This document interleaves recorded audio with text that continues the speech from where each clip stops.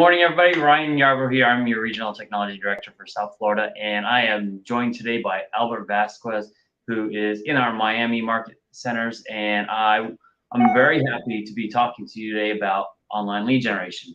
So we can see the banner or the logo up in the top right-hand corner. It says 201 Plus Club. We've devoted this whole year to talking about getting 201 plus contacts into your database and then following up on them. So today's version is going to be about online lead generation. So getting 201 plus contacts isn't always easy. So we are trying to give you different sources to get them in there. Well, online lead generation is a very quick way to get 201 leads into your database to start talking to them. And Albert has done an amazing job at that throughout his career. So I'm going to let Albert go ahead and introduce who he is and tell you a little bit about himself. Go ahead, Albert. Hey, good morning, everyone. Thanks for being here. My name is Albert Vasquez, team leader of the AV Home Experts here in Miami. And yeah, man, I love online leads. I kind of grew up on them. That's always been kind of where I gravitated to. I got my real estate license in '08 and became the number 2 producer in my first year as an agent. Was able to hit over 100K. And all that was really done with online leads. And online leads looked a lot different in '08, '09, and 10 than it does now. And I've been doing online leads ever since. Pretty much the whole psychology of it for me has always been, I'd much rather call someone that signed up for me to call them. That's always been the premise. That's always been the fundamental, right? Because it's more of a warm lead, introduction call than just randomly just calling you out of nowhere. And yeah, so I mean, the whole idea here is to help you guys and be successful with online leads. There's a lot of different ways to be able to do it, but there are a few fundamentals that are going to be applicable, all the time. So, all right, so I'm going to set this up really quickly so that everybody understands what's going on today. So how we're going to work is you guys can view this from Facebook, from YouTube. We've got this in multiple places. And there's a comment section. If you guys have any questions, feel free to go ahead and put it in the comments. And Albert or myself will be happy to try and answer them. We will be watching that side of it. And what it will look like is you will see, for example, I just used the South Florida one and say good morning. It'll pop up on the screen like that, and we will answer the questions. Sound good?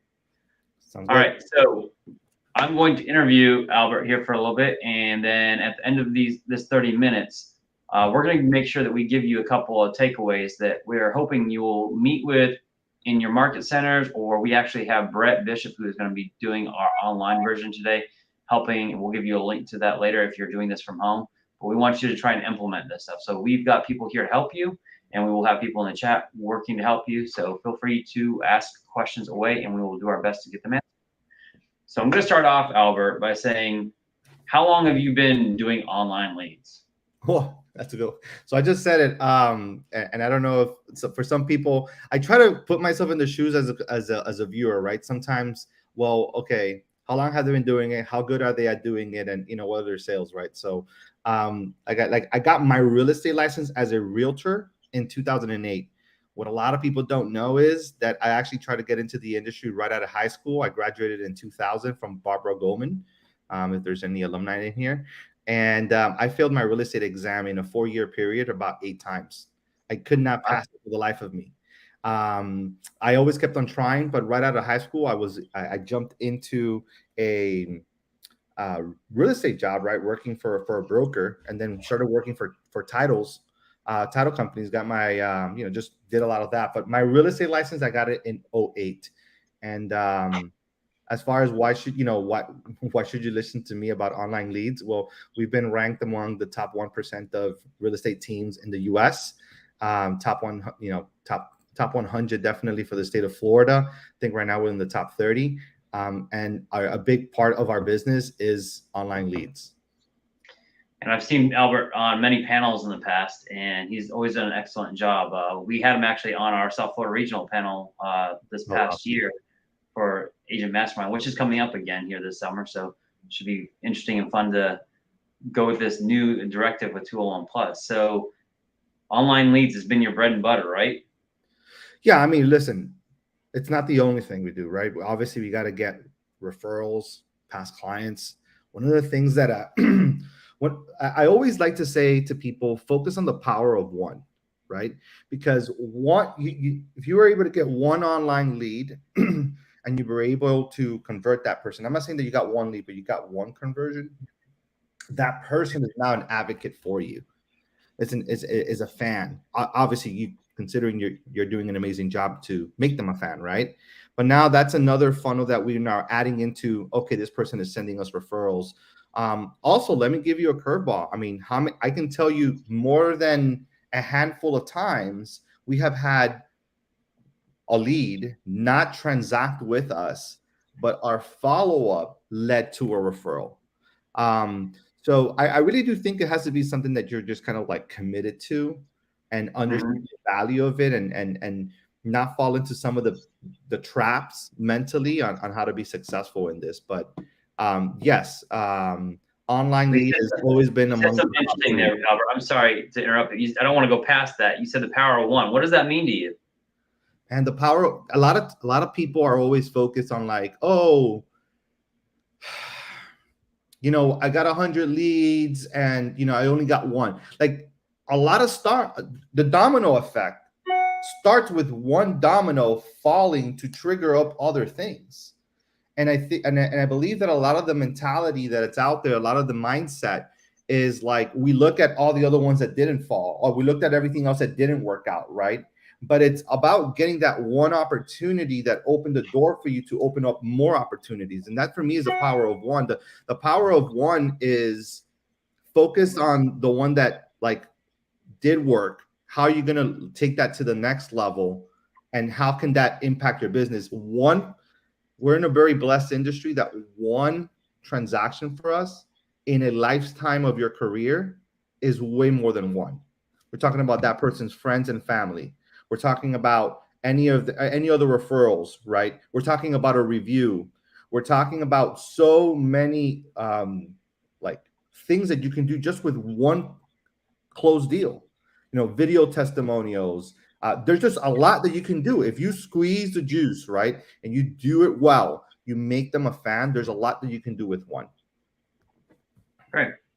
So what does that look like in your world? Is there anything specific that you follow to get to that relationship being that powerful? Making it a core principle in our team. We talk a lot about this. When you talk about culture, it's a matter of not just talking about it, but living it, enforcing it. Coaching the agents to it, and time and time and time again, we talk about the importance of a relationship over a transaction.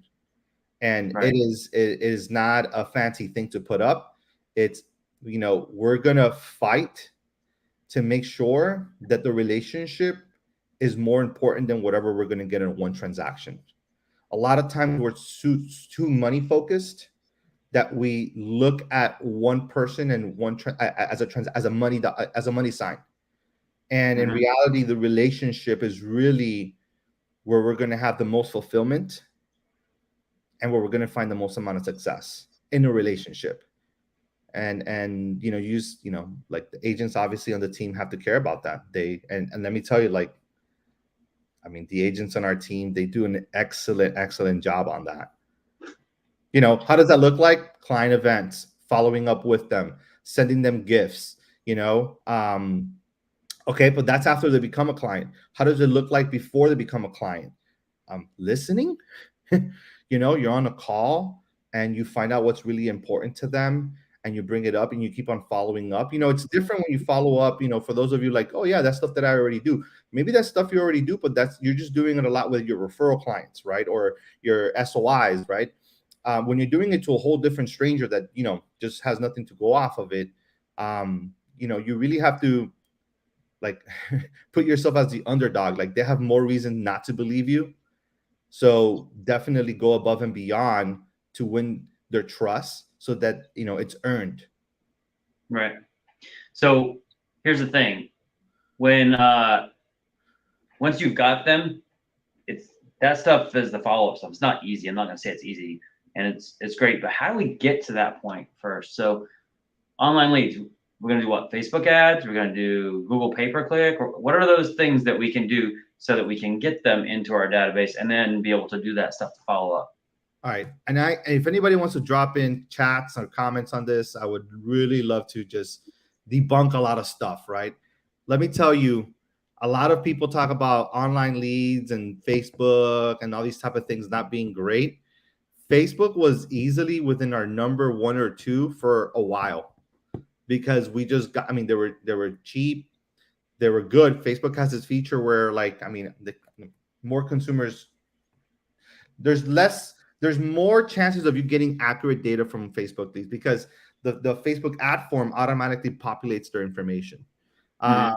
so Facebook is definitely a big one for us. We do Google as well, but you also have, like, like Home Light, Effectivate. There's a lot of other, like, I guess you could classify them almost in referral sites, but these referral sites are running their whole business model on generating the lead online, and because they generate it, they pass it on to you and they give you a referral fee. Yeah, but for us, the big ones I would probably say definitely would be Facebook and Google. Okay, great.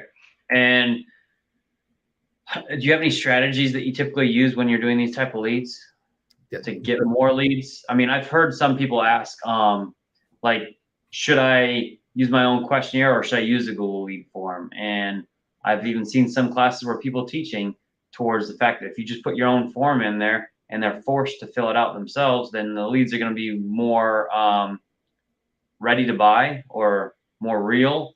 What's your opinion on that? You're talking about a forced registration. What? Back it up again. Yeah, like for example, if we do a Facebook lead or Facebook ad, they'll give you a choice to use the Facebook lead generation form that they have in there, which is what you just said. It auto populates, and that's great and all. However, they just click right through it. They just want to see what's on there. And then there's also a choice of putting your own form in there where you can ask them questions and all. And if you do that, chances are that person might be what I've heard in the classes. They say they're more likely to Yeah, that's be the ready to convert. let me tell you, as one that has done both, I have found success in both. I think that as someone that's out there, A/B test everything that you do when it comes to online leads. So when you say A/B test, what does that mean for those people who don't know what that is? So you're running leads on one algorithm, which, let's say in this particular case, let me run it through what Facebook allows me to from their own form. So just create, in this case, it'll auto-populate. I mean, you can still ask, create it so it can ask a question or two, so you still have to follow their form, and then you can create another at the same time. So let's just say you're spending, $100 for this version and another $100 on this version to the same demographics, right? Mhm. Find out. And I would say when you A/B test, don't just do it for a month, and don't just go about, oh, how many leads did we get and what was my cost per lead, right? Like, That's there's, good. for me, no one here is going to get paid more because you were able to find out how to get a cent per lead. It's really, for me, is okay, which of these two demographics was able to provide me more realistic opportunities? So when I A/B testing would be, hey, I'm running it this way, and then I'm running it this way. This is an alternative version of it, the form in this case, right? And you can just A/B test a lot of stuff. When it comes to online lead gen, I believe that you're gonna have to, like, A/B test so you can fine tune it to your market, to your style, and to your team. Or if you're solo, just how you are able to deliver it. That's going to take some discovery.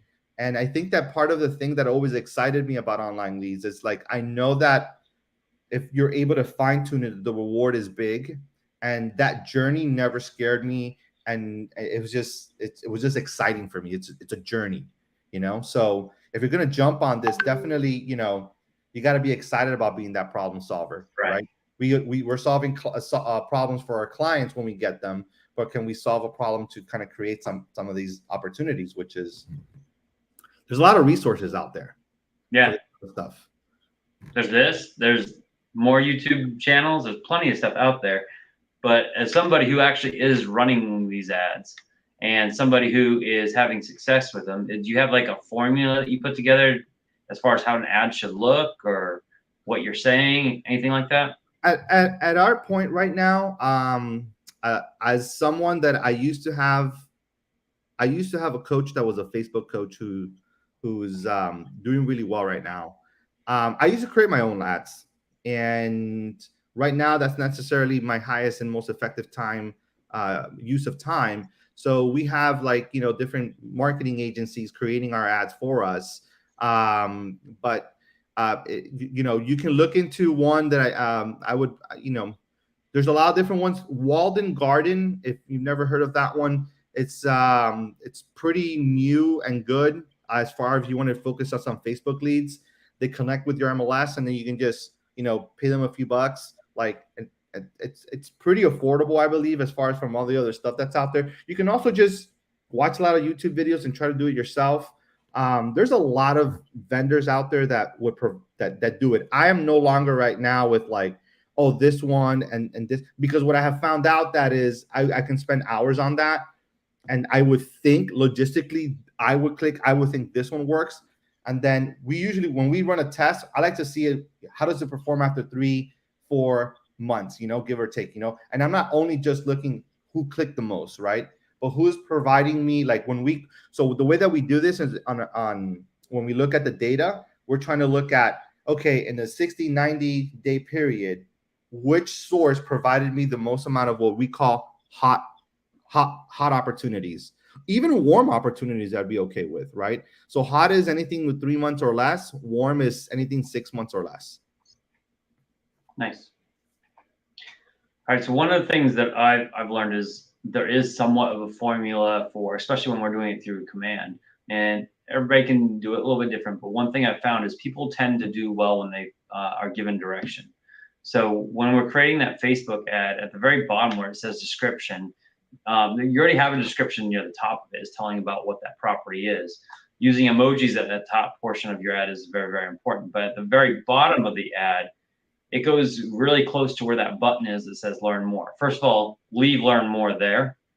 Don't change that to anything else, because some of the other options are a little more intrusive and they're less likely to pick them, such as join now or something like that. They don't want to join your mailing list. What they want is to see that property. So if you're showing off a property, it should be more along the lines of, to see additional photos, click learn more to see additional photos, and this is what you're going to get.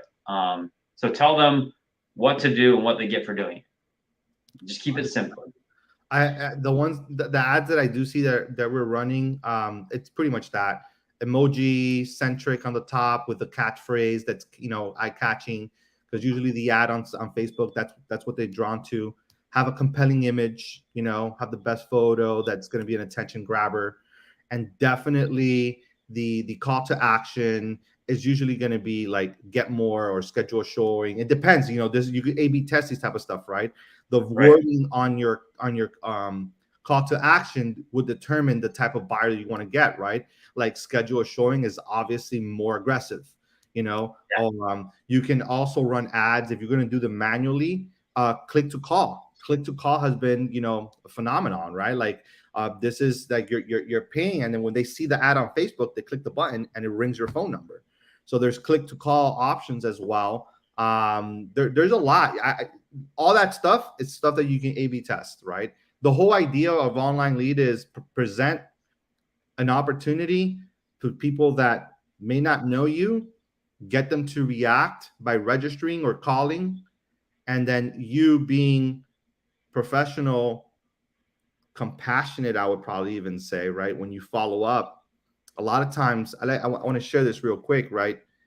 Online leads take a long part of follow up. Usually they're about 10 to 14, depending on which metric you want to look at, right? I know Zillow, Realtor.com. I don't know if NAR has provided, but a lot of reputable brands that do a lot of online leads have provided, hey, this is what the normal timetable would be. It's just somewhere around 14 months, right? So imagine you have to follow up, and a lot of times I see agents get frustrated. I've called them 15 times and they never picked up. And has it ever occurred to you that maybe you're calling them at times that are inconvenient? Have you ever got a call and it's inconvenient for you? And we make it very like self-centric. Like, well, I've called them this amount of time and they should be able to pick up. Who do you think they are not to pick up my call? And then reality is, if you have the compassionate approach, the mentality of being compassionate and empathetic to these people, right? It's just like, um, man, maybe I've been reaching them at the wrong time. You're in there to show up at the right time. And that's literally the game of online leads, even their online ads. It's just a battle, what they registered on your site, on your Facebook ad, but they might have registered on somebody else's, and maybe they're getting, maybe they don't want to pick up because they've already registered already, God forbid they're already registered on Zillow and somewhere else. Now they have a bunch of agents calling them. It doesn't like they're sometimes that side of the consumer, if they registered on a few, is not so um fun, right? Getting all that texts and emails and stuff like that. And I think that if we understand that a little bit, and that these are real people, kind of helps you with making sure you give them a call, making sure you give them a text on how you follow your list. Yeah, as a new agent, it might be a good idea to just kind of go and start clicking on some of those things that as if you're a client and see what they're going through and understanding it. And that also lets you understand too that it is speed to lead. The faster you get on to that person, because they're right there on it right now, you're going to get them. But once they're gone and their mindset's changed, they're no longer have that high interest as they did 15 minutes ago, then Yeah. chances of them answering you are going to be a lot less too. My high, so he would be my tips, right? Because so we got like about 8 minutes, and I wanted to make sure what works for me really, really well is organization on what you do, period. Okay. Right? So what we do is we follow a list, and this list keeps us accountable. We go list 1, we go to list 2, we go to list 3, and list 1 is, hey, who have I not called? So it's a brand new lead. I have not called them. All right, I need to call that person. Okay, and then the list number 2 is, okay, who is a brand new lead in the last 14 days that is still like a lead? I have not converted. I have not identified their motive, right? Or are they real? Are they not, right? So I'll leave them there for 14 days. Okay, and my whole goal is to identify that in 14 days. So our first 2 weeks when a lead comes in, we want to be like very purposeful and intentful upfront, right? So we're probably calling and texting a little bit more during that time, because it's like you said, speed to lead, right? So speed to lead is that those first 5 minutes, and then hopefully they don't forget about you during that 14 week period. But definitely after 14 days, if they never picked up, you're a little bit more of an afterthought. So after 14 days, they'll go to like list 3s or 4s, right? Where we're just, okay, we'll send you email alerts. We'll send you emails, right? We'll follow up with you after that point if you've never been converted, about once a month or once every 2 months, depending on the scenario, right? And we allow email and listing alerts to be more of an aggressive upfront, right? Like if they opened an email, if they clicked on an email, now we're paying attention to them, so that way you're being effective with your time and looking at people that are wanting to interact with you. So I would say when you're trying to like follow, I know that sounds very simple, and sometimes it is simple to a point. You just got to remember it this way: it's speed to lead first, and then speed and intensity second. Yeah, and then follow your list, because if you're buying, like, listen, we get like, there's been months where we've gotten 400 leads in 1 month. Like it's super overwhelming. If you don't have a way of organizing how that's going to funnel through with you to keep you accountable, that's where it becomes a little bit confusing for a lot of people, because you have to play this at the numbers game. If you're watching this, here's another important stat that you need to know about online lead conversion. If you convert 1% out of all the online leads you got, you'll be considered in the US an average converter. Like you convert, so if you got like 100 leads and you converted 1, you would be considered average, not even bad, And if you're doing 3%, anywhere between 1, like that 2 to 3, you'll be considered among the tops. We're talking about online leads, okay? This is not including like Zillow leads, right? Zillow's running a whole different thing, right? But we're talking about Facebook and Google and any of those type of things. So don't beat yourself up by not converting the other 98%. Because when you start with the end in mind, if I can convert at 2%, which will be amazing, you'll be considered among the top in the nation. That means 98% I have to like go through. Well, Albert, have you ever walked into a store and had somebody say, "Can I help you?" And you said, "No, I'm good." But then a few minutes later, you're like, "Actually, I do need help," and then turn around and gone up and asked them. Yeah, It's I kind of feel the bad same when way I do. online leads, right? What's that? It's kind of the same way when it comes to online leads. You're like, "No, I'm just looking. Leave me alone." But then once you need the help, you need to be there. Yeah. Yeah, and the thing about that is coming to that scenario, right? Let's do that same scenario. How many times have you walked into a store? The person that when you walked in asked you that, you said no, but that person leaves, and now you're deeper into the store. You found what you wanted. What are you going to do? You're going to look around who's available, and whoever is available is the one that gets to attend to you. So there are, if you're going with that analogy, when you walk into the store and you say, if you're looking for anything, they just say, no, I'm just looking, find a nonchalant way of kind of being there without annoying that person. So that when they are there, you're within sight. Andrew's asking on here, how quickly do you try and get in front of the potential client? So this is assuming, I guess, now that we've kept that intensity and frequency up and we've actually gotten to talk to them, how quickly do you try to get in front of them and schedule face-to-face? Andrew, that's an awesome question. I like where your mind is going. I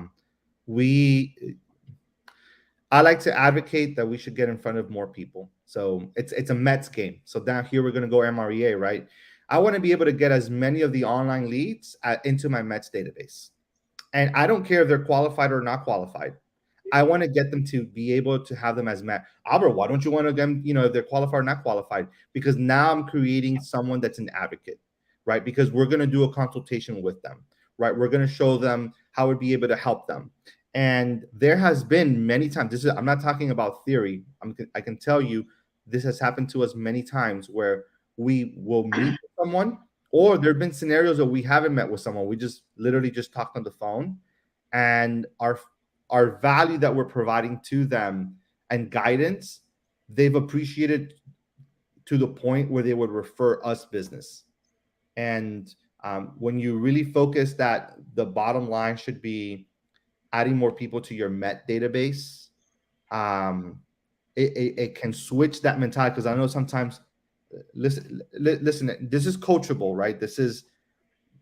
It depends on how active your business is, how many other deals you got going on. But I think for the most part, I would always coach someone on our team to say, hey, listen, let's try to get them into a meeting. And listen, if you know that they're not going to qualify, it'll just be a short meeting, right? It could be a Zoom, but give people value. So you want to have like your own little forest. Just keep on sowing, and the best seeds, the best seeds sown are going to be in good soil, and that soil is when you get to meet with them in person. I do want to bring up, we're talking a lot about paying for leads. We don't only have to pay for leads. There's other ways to do online lead generation without paying for them. And we're going to talk about that more today as the time goes on. But I just wanted to make sure we brought that up. Being social on there is important, that you can go in and do different aspects of social. Again, we're going to bring that up later today. So if you are interested in that part, which I would highly suggest, because as Albert just brought up, we want to stick with the MRA as much as possible. And if you're a new agent, you want to red light, green light that stuff. So if you're new, maybe you don't want to pay for those leads yet. We'll show you how to get those leads by not paying for them and do them organically later. But what we are talking about right now with Albert is those paid leads, bringing them in and converting them. And what we want to do is, this is pretty much the end of this call here. So I want to give you guys 3 things that you can go and implement right away into your business. Maybe you've already done it, maybe you haven't. So I want to explain a little bit when it comes to 2-1+, MREA, command, all that stuff, what it is that constitutes a lead. So a lead means that you've had a one-way conversation with them. They're not talking to you. So went on Facebook, put an ad on Facebook. They saw it, they clicked on the ad, we got their name and phone number, and now we're trying to communicate with them, as I was saying, pretty frequently, and trying to get in front of them. Once they do open up that conversation, they are now a contact. Not necessarily a Met, but they're a contact. If you have them as contact in your database now, you switch them from a lead to a contact, and that person says they have interest in buying or selling real estate, My suggestion to you is that you go and immediately create that as an opportunity within Command. Why? Because there's many times, I don't know about you guys, but Albert, have you ever had an opportunity come up where somebody told you they're interested in buying and selling real estate, and then you kind of forgot about them, and then several months later you see them on Facebook and they're buying a house from somebody else? It hurts. It hurts. It does. It's painful. It's very. It's kind of like getting a paper cut. It really hurts. Of course, Maybe worse. Paper cut with lots of lemon in it. But the thing is, if you were to put them into Command and put them into your pipeline, you'd be able to easily track that as somebody who's they raised the hand and said, just like at an open house, I'm interested in buying and selling real estate.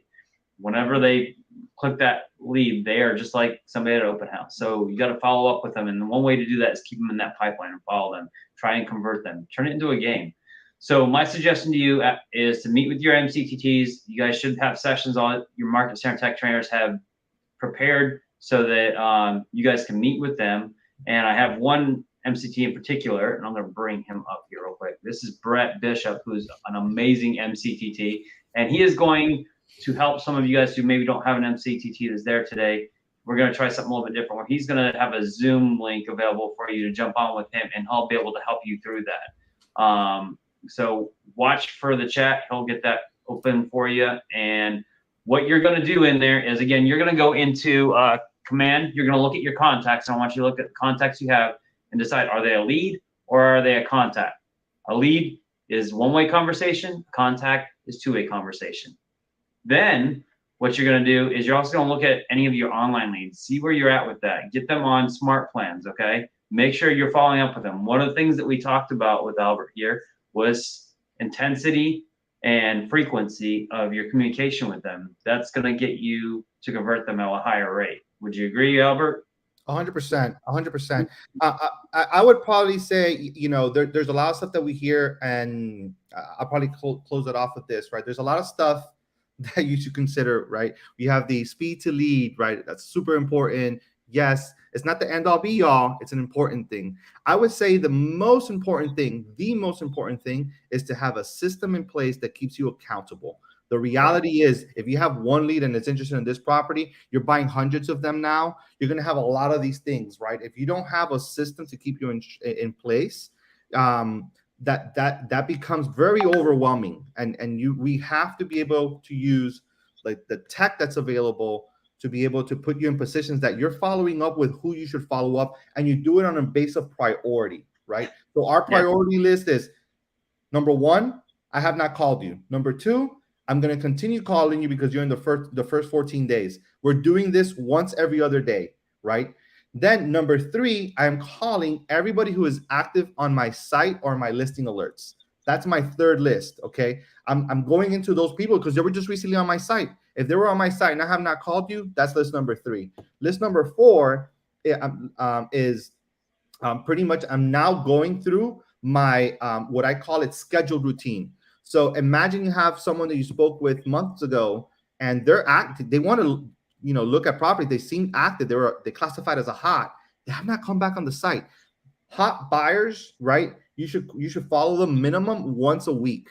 So regardless if they came to the site or not, you're giving them a call. Then I'm going into my warms. I'm reaching out to them regardless if they came to the site or not once every 21 days. And then we have cool.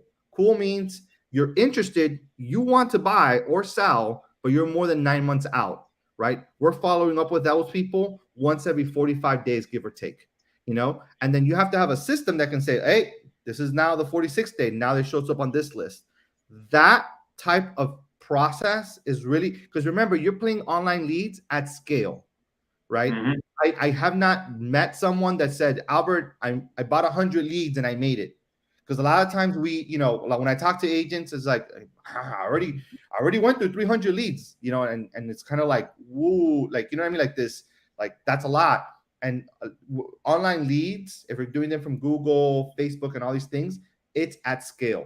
So you want, scales are going to tip into your favor the more you have, right? And then you got to obviously measure your systems. Can you handle, maybe you're getting 50 leads a month and that's not enough.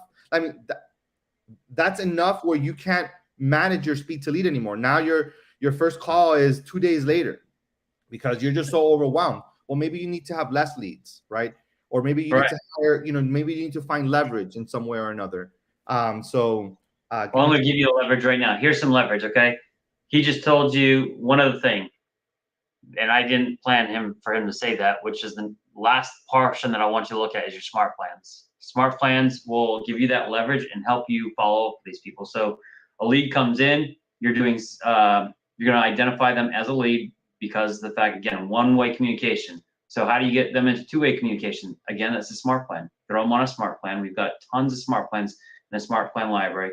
Review that with your market center tech trainers if you're not familiar with them.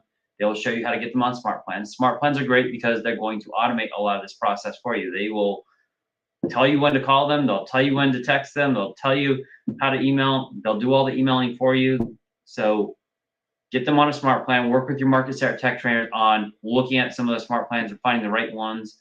They all know what the right ones are.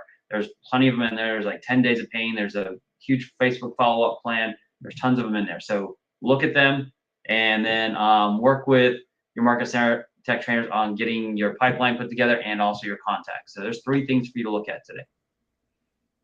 All right, Albert, so thankful for having you on today. You gave us a lot of information and really appreciative of it. If people need to get a hold of you, you did put it into the chat of how to get a hold of you on Instagram. Where do they want to send leads to? What area do you work? So we worked, thank you for putting it out there. Yeah, the best way to connect with me, honestly, is through my Instagram. Just send me a DM if you have any questions. I'd love to help. Honestly, this is a passionate topic of mine. So if you have any questions, regardless of where you are in the process, I'd love to chat with you. Just send me a DM. DM will probably work better than a Facebook message. So there's that. And as far as what areas we cover predominantly, like just think Miami-Dade County and just South Florida, right? Just Miami-Dade County and Broward County. So we're at the county line. So we do both Dade and Broward. Okay, great. Appreciate you guys. For you today. We're not leaving here. If you guys are wanting to watch the rest of the day, stay here. Albert may be leaving. He's got to actually go sell real estate. But I will have music meeting. You guys go and spend 30 minutes with your market center tech trainers, and then we're going to come back and we're going to visit with our next guest. So enjoy this next 30 minutes. If you need to go to the bathroom or anything, go do that. But go meet with your market center tech trainers, and you can see in the chat that Brett has put the link for Zoom if you need to meet with him, and he will help you with that. So the rest of you guys, I will see you in about 22 minutes.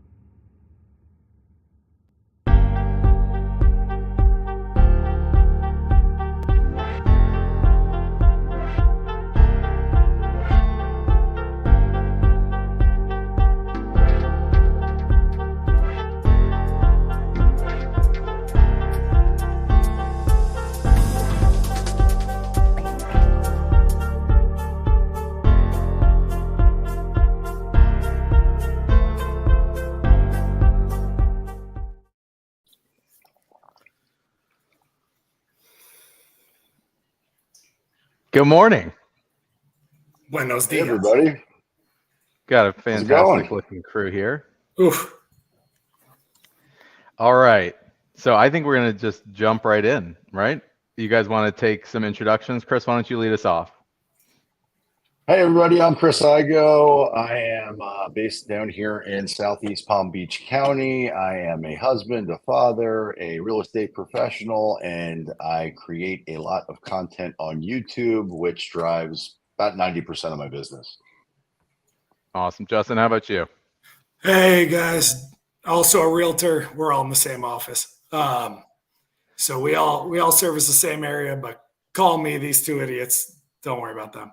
I use Instagram and social media. I had a large database to start with, so I use that to create a lot of leverage. And Dan makes me look pretty. I think, well, I appreciate that compliment. I think that you guys have carved out very different spaces with social media, which is why I wanted to get you both on here so we could dig into that a little bit more.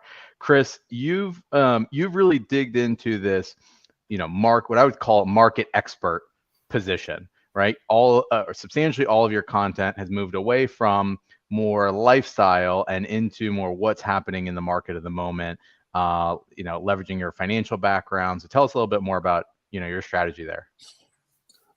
So, just brief history. I originally started putting content on all forms of social media because I was doing a ton of outbound prospecting. And so I knew that if I talked to somebody and they were interested, they would probably Google me. So I wanted them to see something that could get them to know me, like me, trust me, know that I'm a professional. And then when I did meet with them, they would eventually be a little bit nicer, because when you first start out and nobody knows who you are, you're not treated particularly well or respected very much. So that strategy worked. And then when the pandemic happened, I got very intentional about creating the YouTube channel, learning more about the algorithm. And at that point, when everybody was locked in their home, to your point, I was doing a lot of lifestyle video. So I was trying to create the tours that I would give to somebody in person if they were in the car with me, an immersive experience. And I did a ton of content that was similar to that, and that did really well. But as the market changed and the dynamics of the economy changed, it was actually a client who gave me the idea. He called me up and he was I had listed his house. He worked for Amazon. His Amazon stock was getting murdered, and he called me in a panic. And he said, so I found myself playing the stockbroker role with him that was familiar to me because I was a stockbroker for 20 years. And at the end of it, he's like, why don't you talk about that in your videos? And so my limiting belief was, well, nobody cares what I have to think about or what I have to say about the stock market. And he's like, no, everybody cares about that. That's what you should talk about. And so immediately I got off the phone. I flipped my phone around, I just started talking and walking around my neighborhood and addressing the fear, the uncertainty, the concern that people have as it relates to what might happen in the future. And, you know, that's what I did for a living for 20 years. I found that when I talk about what all of those possibilities are, and then tell the truth about what's actually happening in the market today, it makes for great content. The channel's exploding, my business is exploding, and that's it in a nutshell. I love that. And I think one of the things that for someone who's thinking about getting into YouTube, one of the things I really like, to point out about your channel is it's not overly engineered. It's not overly produced. You're not using you don't have a studio set up or something, right? We're looking at your YouTube studio currently. So talk a little bit about that. If someone's thinking, seeing you and saying, correct me if I'm wrong, I think you've got over $8 million year to date, either closed or pending off of YouTube leads. Yeah. If someone's looking at that and saying, all right, I can't build a channel like Chris has built, how can we break down some of those barriers? Well, Dan, I'm not a accountant, and this isn't an audit, but it's actually much more than that because I got a ton of new construction that is. You tell me. Listen, correct me. Tell us yeah. how much we want to acknowledge the work that you're getting out of it. So my daughter's one of their teachers asked me to come in and talk to the kids about YouTube, and I had never really. This is going to sound terrible. I know you're supposed to know your numbers. I'm not that granular in terms of tracking things, and I should be. So bad, Chris.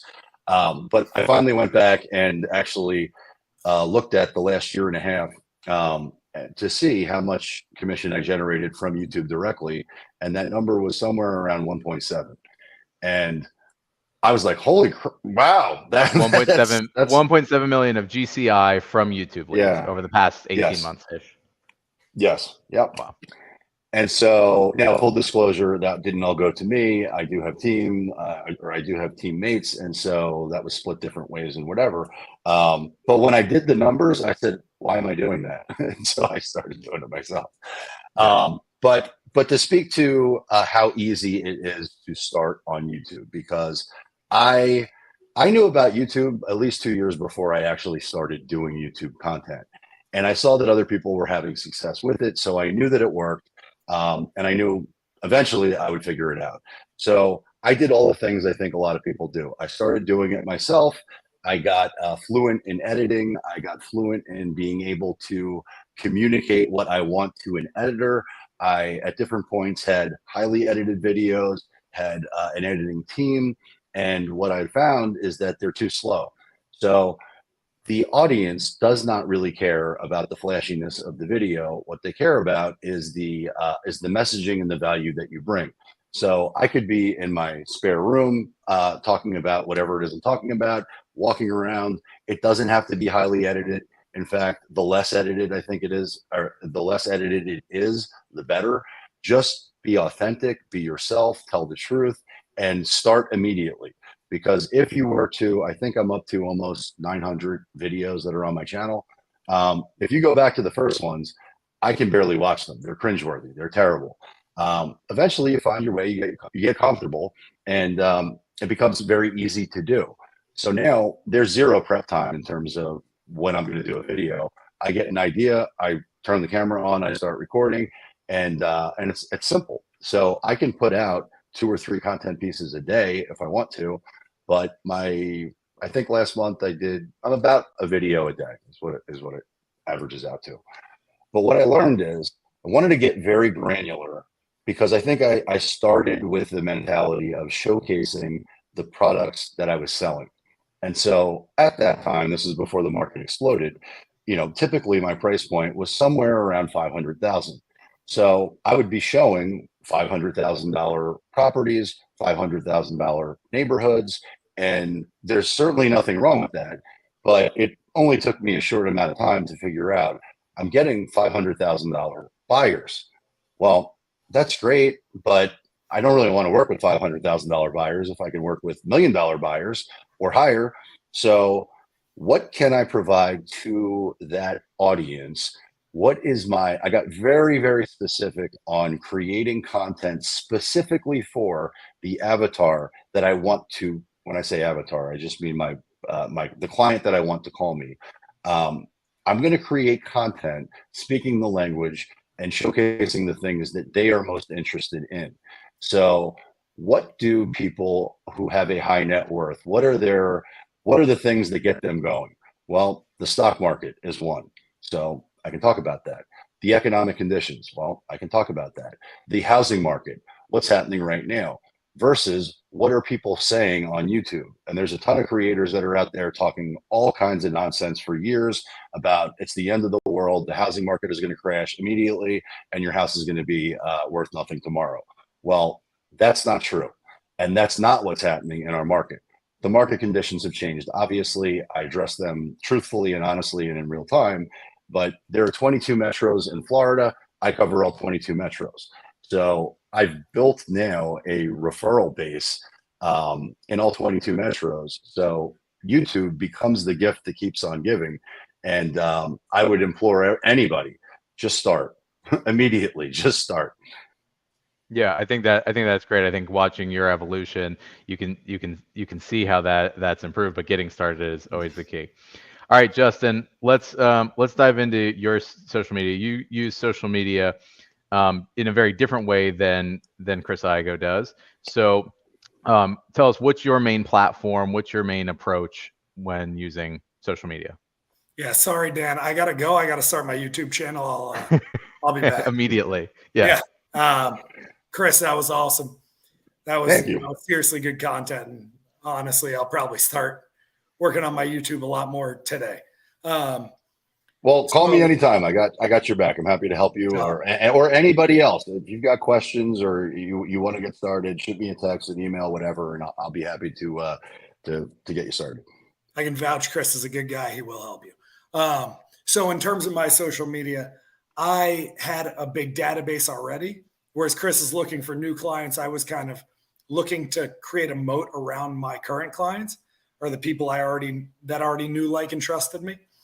So I use social media more to get to my individual database. So we've grown, my Instagram following has grown 20% in the last 90 days. We've just been working on more, YouTube style content, honestly, and putting that on Instagram and TikTok. And that's really helped grow the audience. But I started because I had a big database, and the only way I could keep in touch with 5,000 people all the time was through social media. I can't, I think mailers I think like MailChimp and Constant Contact, I think that type of email blast is pretty dead. It's just too overdone. People are tired of getting spammed. I think print marketing's, it's a good additive to your business, but it's really also, unless you're going to really, really hammer down on it, it's only good in conjunction with other types of marketing. So what I found is I can really keep in touch with pretty much all of my database just by hammering home Instagram and Facebook. So that's how I've used it. I start pretty much like 100 conversations a day. And through those 100 conversations, leads just fall out. Kind of like what Chris is doing, right? It's not like every video he puts on, he gets a lead directly from that, but you do enough videos, leads start falling out of the sky. Yeah. Well, you quality. made a good point, Justin. If you don't mind if I jump in here, Yeah. what ends up happening is your Instagram, your TikTok, your YouTube, your whatever platform you're using becomes your CRM. So you can have an additional CRM too, and I'm not saying don't do that, but what a lot of my follow up is through the comment section. A lot of my follow up is through DMs or, believe it or not, WhatsApp. I mean, I get people that are reaching out on every different platform, and they're all CRMs. So I look at anything that you're doing, not just you, Justin, but in general, everything. I look at everything as top of the sales funnel. What can I do to get the maximum exposure to the most people, provide the most value? For me, it's been YouTube, but it can be anything. Everything works and nothing doesn't. So if you're working, if you're doing something now and it's working, then quadruple down on the thing that's working, and then as a side piece, learn one of these other things and add that to your business. Because I agree with Justin 100%. First of all, the expense of mass marketing in terms of mailers is insane. Not saying don't do it. It definitely works, but it costs me nothing to make a YouTube video. Takes some time. There's a little startup fee, but whatever. You probably, if you have an iPhone and you've got a YouTube account, well, you've got everything that you need. You can obviously add to it. You can get some more bells and whistles. Nobody cares. It's not needed. It's additive. So I see what you do on TikTok and Instagram. I'm jealous. I want to learn from you, to be honest, because that's something that I've neglected. But all of them are just constant lead generation machines that are working for you when you're sleeping. And the truth is, you can't do every lead generation lever, right? You got to pick one and stick with it. I was watching a baseball game 2 days ago. It was the first time I've ever watched a baseball game, but it was a long weekend. And I figured, the first time in a long time. And I figured I would, just sit down and watch a baseball game and see what it was like. And the pitcher was this guy, Spencer Strider. I think that's his name. And he's the best Great pitcher. name. He's the best pitcher for the Braves right now. He's young. They just locked him up into a huge contract. But you go to the minor leagues in baseball, and he was trying to work on his changeup and his curveball. And they said, listen, man, you got the best fastball. You have a really good fastball. Let's make it the best fastball. And then the other pitches will work much better. We can work on those later. But if you have the best fastball, everything else will work off of that. So I liked what you said, Chris, and quadruple down on the thing you're good at right now.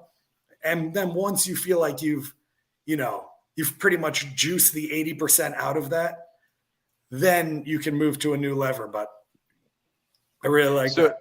So Justin, you said something that I think deserves to go a little bit deeper. You said you're opening about 100 conversations, a day, I think you said. But talk a little bit about that, because I know that is something that you do in your business, using social media not only to create content and engagement, but proactive, what I would call prospecting through direct message and other ways to start conversations. So tell us a little bit more about what you do there.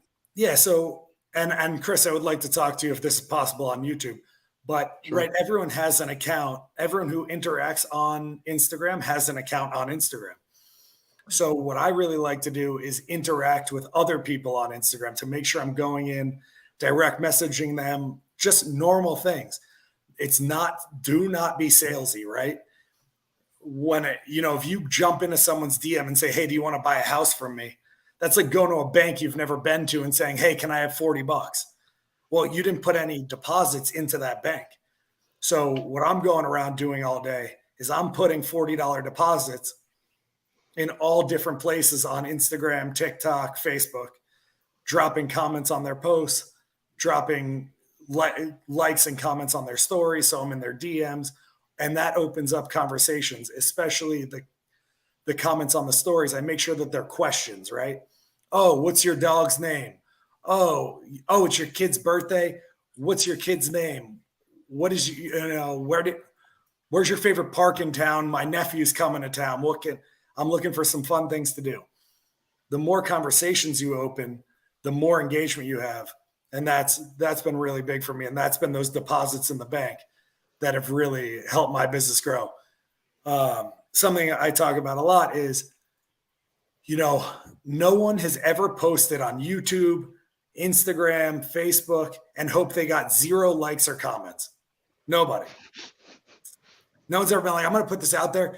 If someone likes it, I'm going to be pissed. Right? No. They want people to comment. They want to feel special. They want to feel unique. So make sure that you're not going through and doing it in a mass way. Make sure you're going in and doing it in a personal way. You drop, there's 2 ways you can drop a comment, right? You can say awesome. You could drop hearts, right? Emojis. Or you can say something that's personal that opens up a conversation. And when you do that, it goes so much deeper. So you could do 1,000 clapping emojis across social media, or in one day you could do 100 personal comments in like 2 hours. And you've just dropped so many. And this is great for new realtors, right? Because this is how you gain that database. You can't. Can I jump in here for a second? Yeah, Because you just Yeah. so there is the way our society is now, with everybody being so isolated, despite it's not COVID anymore, but people want to be seen, they want to be heard, they want to be validated, they want to be connected with you. So to your point, if I go into a conversation or a DM or whatever and say, are you thinking about buying or selling? Well, I might as well just not make that message, because it's immediately going to be in the end of that relationship. But if you lead with curiosity, an authentic curiosity about whatever's going on in their life, and I love what you said about what's your dog's name, or what's your kid's name, or just ask them a question, but it's relevant because you spent 5 minutes at looking at their profile and you were curious about them. That is like 10,000 cold calls. I mean, they're going to remember you. They're going to remember how you made them feel. And most folks don't do that. So in none of my videos do I ever say, ever, like, buy or sell with me, ever. Like, I never say that. It's the last thing I would ever say. What I will say is something along the lines of, if you are thinking about making a move, we are here to serve and support you at the highest level, irrespective of market conditions. Please reach out anytime. We'd love to help. I'm saying the same thing. I'm just saying it in a different way. So I would never lead a conversation with a sales pitch, but I want them to know that I'm the authority, I am the expert, and irrespective of whatever's happening in the world right now, I'm your friend. Reach out anytime, we'll have a conversation. And so I probably spend, I'm not as deliberate as you in terms of the direct messaging, but I will be soon. I heard you say that. But I respond to every comment. I respond to every text. I respond to, anytime anybody does anything that indicates any interest, I will connect with them and make sure they feel seen, heard, and validated, and make them feel good, because that's how your business. It takes time. So, like, when I first got started in YouTube, there were a lot of coaches out there that were saying, well, in 30 days, you'll do 1 million GCI. Well, maybe that's true for some folks. That's not my experience. It took me 10 months of doing at least 2 videos a week before the phone rang once. 10 months. It was an enormous investment of time, energy, and money at that point, because I did have an editor. But after the 10 months, the phone hasn't stopped ringing. So, Justin, you said that I don't get a lead off of every video. Yes, I do. I get at least a reach out from every video that I do. They might not be ready to buy now, but those conversations multiplied and compounded over time become $100 million a year. Next year, the year after, who knows, or maybe even this year. But you got to spend the time. You got to be intentional with everything that you do. Yeah, I think that's interesting. I think it's part of the one of the things I'm loving is that you guys implementing similar strategies but very different styles, right? But both really consistent with what we know works in this industry. National Association of Realtors always gives us the stats every year. What are consumers looking for in real estate agents? Expertise and personal relationship, right? Those are referrals and relationships. Number 1 source, market expertise is number 2 always. So you guys are both delivering that in your own ways. Let me ask you each this question, and whoever wants to jump in first. What's the next thing? What's the thing you're looking at changing to ramp up your efforts, either on YouTube or on Instagram and TikTok? Yeah, I think for me, I'm working on more of the man on the street stuff. So going to downtown, something Paul Likens is really good at, right? Going to downtown and making sure that I'm interacting with people and showing that I'm in the city, doing more of those videos, and those will be on YouTube and Instagram and TikTok. And then the podcast, which gets kind of a broader reach, but that's my next endeavor. Yeah, so for me, I'm looking to implement some of the deficiencies that I have now. So most of my content is on YouTube, but getting that onto a short form content like an Instagram or a TikTok is something that is coming soon. But then also, some of these platforms, you got to be real careful what you say. And so I have been, I'll just be totally transparent, because I reply to every comment and because I'm authentic in the way I reply. I can be sarcastic if somebody leaves a really stupid comment, and I get a lot of really stupid comments sometimes, which is fine because I enjoy it's actually a lot of fun. So if you say, Chris, you're an idiot, I'm going to say something. I will never call anybody else an idiot, but I will cleverly find a way to respond and provide value. And it's fun because I enjoy that. However, someone deemed one of my comments as being hateful, and I was almost thrown off the platform because I had someone who disliked disliked me for whatever reason. And within 24 hours, I was almost thrown off the platform. So I realized I've got massive exposure to risk, financial risk, if I was to leave or get thrown off the platform. So I have now started going, and it timed perfectly because Tucker Carlson just moved over to Twitter, and now you see Elon Musk and Ron DeSantis going live on Twitter. So I'm now building out the platform on Twitter, and I think I'm the first one there in our space that's doing that. So I beat you, Awesome. but but I would also just let you know, like, you want to be on as many platforms as you can, because God forbid one of them goes away or is taken from you, you're not exposed to that risk. So for me, the big push is Twitter. So follow me on Twitter. Yeah, I haven't even been tracking that. Justin, what's your next move? What's your evolution? I think I was speaking about it, the podcast and the man on the street stuff, just really working on that. Making sure to bring more of the expertise. The one thing I bring a lot of is just my personality, right? For those who follow me, I'm always taking a dance class, or right now I'm doing improv. So I'll start talking more about that. I'm doing that. And then I'm eating at nice restaurants, but I'm rarely talking about real estate on any of my social media channels. And I think that that's important, that I speak at least a little bit about real estate. So I'll be doing a little bit more of that kind of content. Perfect. So with our last, I'll give you ahead, just Justin, I follow your content. It's amazing. The last video that you just did was probably the most entertaining listing video I've seen. And I was going to call you on it, but I knew we were doing this this interaction. Yeah, I definitely want to do more of that too. So keep up the great work. Thank you. Dan, we lost you somehow. Yeah, you are muted. Unmute yourself. Muted. Better now? Yeah, there he is. He's back. They're trying to censor you, Dan. I just told you. If this was on Twitter, I was getting kicked off the platform. You got kicked off the platform. So with our last few minutes, I want to ask, what's one tip? Someone's watching this. They now decided, all right, I'm going to go in on YouTube or social media. They've been on the sidelines. What's the one tip for someone who's just getting started? What's something you wish you knew when you started? I'll take this first. So I would. There are lots of people in the space that are doing what you want to do right now. I would study what they are doing. I would watch and consume a lot of their content and get very familiar with what it looks like. And then I would rip off and duplicate. Not them, because you are you. Everybody has their own superpower. Everybody has their own talent. Everybody has their own story. So you definitely want to be authentic in whatever it is that you rip off and duplicate, but see what other people that you admire are doing and then make it your own.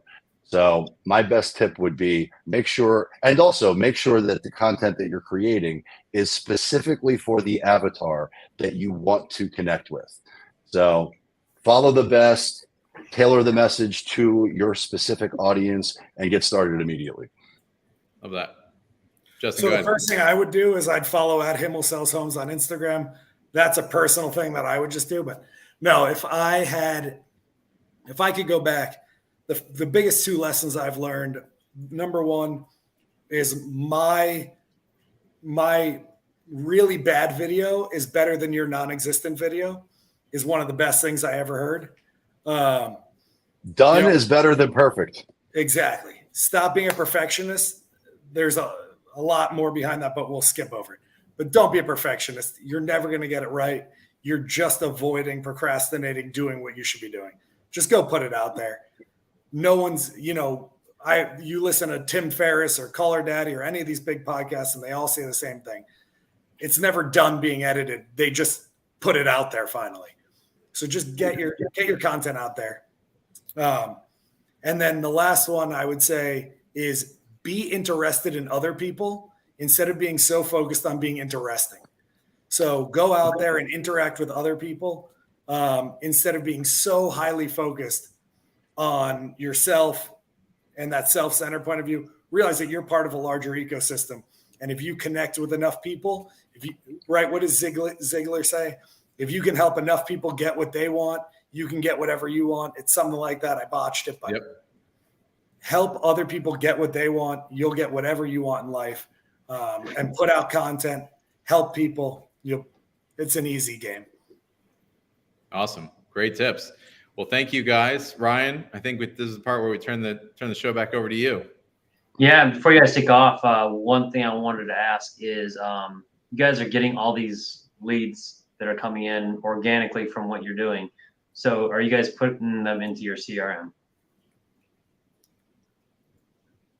What's a CRM? What? CRM, I think each one of them your platform, but do you have one platform that you go to and put them in your CRM? Cognitive reminder messaging. What is it? So I guess we get to come hang out for a little bit. No, yeah, we put them in our CRM. Okay. We put them in command. I have a nice cyber backer for that. And do you get it put on smart plans? We do. But Dan's going to help me make it really better. So the reason I bring this up is make it better. You can see we all have things we got to work on, and they're doing something really, really well, and yet we could always do it better. So what I would suggest is for you guys to look, if you are going to be doing videos like this, what's your follow-up message beyond just saying hello to them on there? Can you provide some stuff? I know Justin was saying just a little bit ago that one of the things he wants to work on is working some of that real estate in there a little bit. So this could be an avenue to try and work some of that in. Actually, so to address what you just said, in my content, I also have valuable opt-ins for someone to get something of value, right? So the one that works for me the best is a relocation guide. So if somebody calls me, then that's very easy for me to follow up with, right? Or texts or emails. Of course, I always am going to do that. But if they opt in for something, well, then that's automatically then sent to the CRM and automatically set up on the drip campaigns and all that kind of stuff. And full disclosure, I've done a terrible job in terms of being accountable with the back end of that. But the top of the sales funnel for that is extreme. I mean, there's that you can automate, that you can outsource, that you can use a cyber backer for, and absolutely everybody should do that. I have probably missed the mark by a mile on that one, but I've got the leads, so that's at least the upside to it. Right. We have a question from the audience asking what percentage of your business comes from social media. So for me, that's an impossible thing to figure out. Just because no one calls me and says, hey, just saw your video. Here's the thing. I'm working on my database. So it creates the moat around them. So I would say 70, 80% of people are using me because of how much I've targeted them on social media. But we never know that it comes from there. It kind of comes from, they're just part of my database. They call me. Mine's the opposite. So roughly 100% of my new business comes from YouTube directly. Of course, there's the past clients and sphere of influence or whatever, but as far as new business coming in, it's like 100% from YouTube. I think what I hear here, and I know Dan or Ryan, you're hearing the same thing, is that, listen, if you have a huge database already, what I'm doing is a really good way to put a moat around it. If you need business, what Chris is doing is genius. And they both work on both sides of the spectrum, but Facebook and Instagram are better for people you already know to keep them in your funnel. What Chris is doing is better to get new people in a funnel and go down that way. I would say what Chris is doing is definitely, and I think Chris would agree to this, is the harder way to start, but it's definitely the better way to finish, right? It's the 10 months up front of no real leads, a lot of money going out. For me, I didn't have money up front. I didn't have anything except my database. So what I did is I worked my database as hard as I could, and social media is the best way to do that. So if you come from a very social background, what I'm doing is amazing. If you move to a new city or you don't have that big of a database, what Chris is doing is genius. Yeah. And even if you had none of those things and you're brand new and have like no friends, nobody, starting over day one, you have a phone. Go call some FISBOs, go call some expireds, go randomly to Home Depot, and every single person there owns a home. Introduce yourself to them, hand them a business card, and ask them how you can help them in any way. Your business will grow. You'll have a database within 90 days. And so everything works, nothing doesn't. But I like what Justin said. What he's doing is highly effective and genius for his database and anybody else's. And what I'm doing is very good in terms of building a new database. So put them together and we're undefeatable. You got a whole business. Social media, that guy right there, Dan. You want follow him on social media. He'll tell you what D2 day it is. He'll make sure you get it done. That's right. I'm basically, my social media is an elaborate calendar reminder for real estate agents. Yes. Right. How many methods you can use? We got them right here. What I'd like to see everybody though is go back and look at their CRMs, make sure that they've got their lead sources in. I've seen some people in chat say that if it's coming from YouTube or whatever that source is, make sure that's in your command, and make sure you're going back and tagging those people. It'd be very nice to know where a lot of that's coming from. So Justin, he was talking about just a second ago, I really think you're closer to 100% of your database. You started right off of social media and built from there. So maybe some of the people who were later on the referrals, they may not have come from there, but from the very beginning, it was pretty much all social media. Yep. So track your referrals. That would be my biggest thing. Look at where that comes from. So if you're going to meet with your market center tech trainers right after this, I would suggest that you get them to show you where the lead source is, and also look at different smart plans that are available for you to use in this scenario. If you're using YouTube, Instagram, whatever, there's plenty of them in there. People put tons of Facebook, Instagram, and I'm sure there's some TikTok in there as well. Yeah. Any word of wisdom before part? At that point, I think the key, my big takeaway, and the thing I hope everyone would get that watch this is get started, right? Get started. You figure out all the rest of it. You'll get better. You got two guys here who are absolutely crushing it. The top, 1% of realtors nationwide, still with lots of things they'd love to improve in their own businesses and areas for improvement. But if you don't get started, you get nothing. So. Yep. Yeah. Cool. You guys were awesome. Thank you. Appreciate you guys doing this. Thank you guys for having us on. Thank you, Ryan. Appreciate it. Thank you, Justin. Thank you, Dan. And one question that always gets asked, especially in this session, is when will the videos be available? Can we go back and watch this? Is it recorded? Yes, it's recorded, just like everything else. And it's always put onto our Facebook page. It's also going to be put onto our website, which is kwsouthfloridaregion.com. So watch for that. It should be out by Friday. All right. Awesome. We're going to take a break. And we're going to go meet with your market center tech trainers and training for a little bit, and we'll be back. And we've got David Freed going to talk to you guys. You're not going to want to miss that. All right, guys. Have a good one. Thanks, guys. All right. Have a good day. See ya.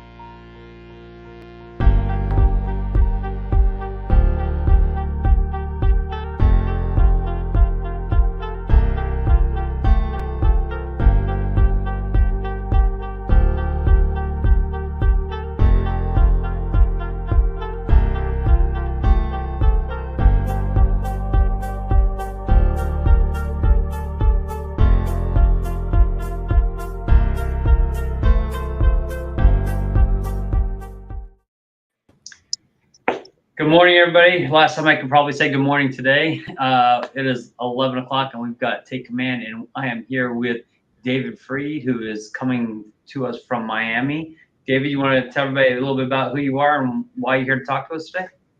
Definitely. Thank you, Ryan, for the invite. Good morning, everyone. So like Ryan said, my name is David Freed. I'm with the Keller Williams Miami Beach office. I've been with them for about 2.5 years now. Little background about myself: born and raised in North Miami.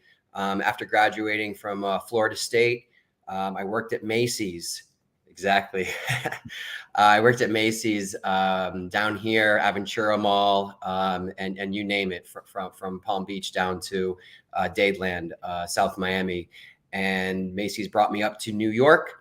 I worked with them. I was director of customer experience for the last 5-6 years. That was after a 24-year career in my one and only job after college.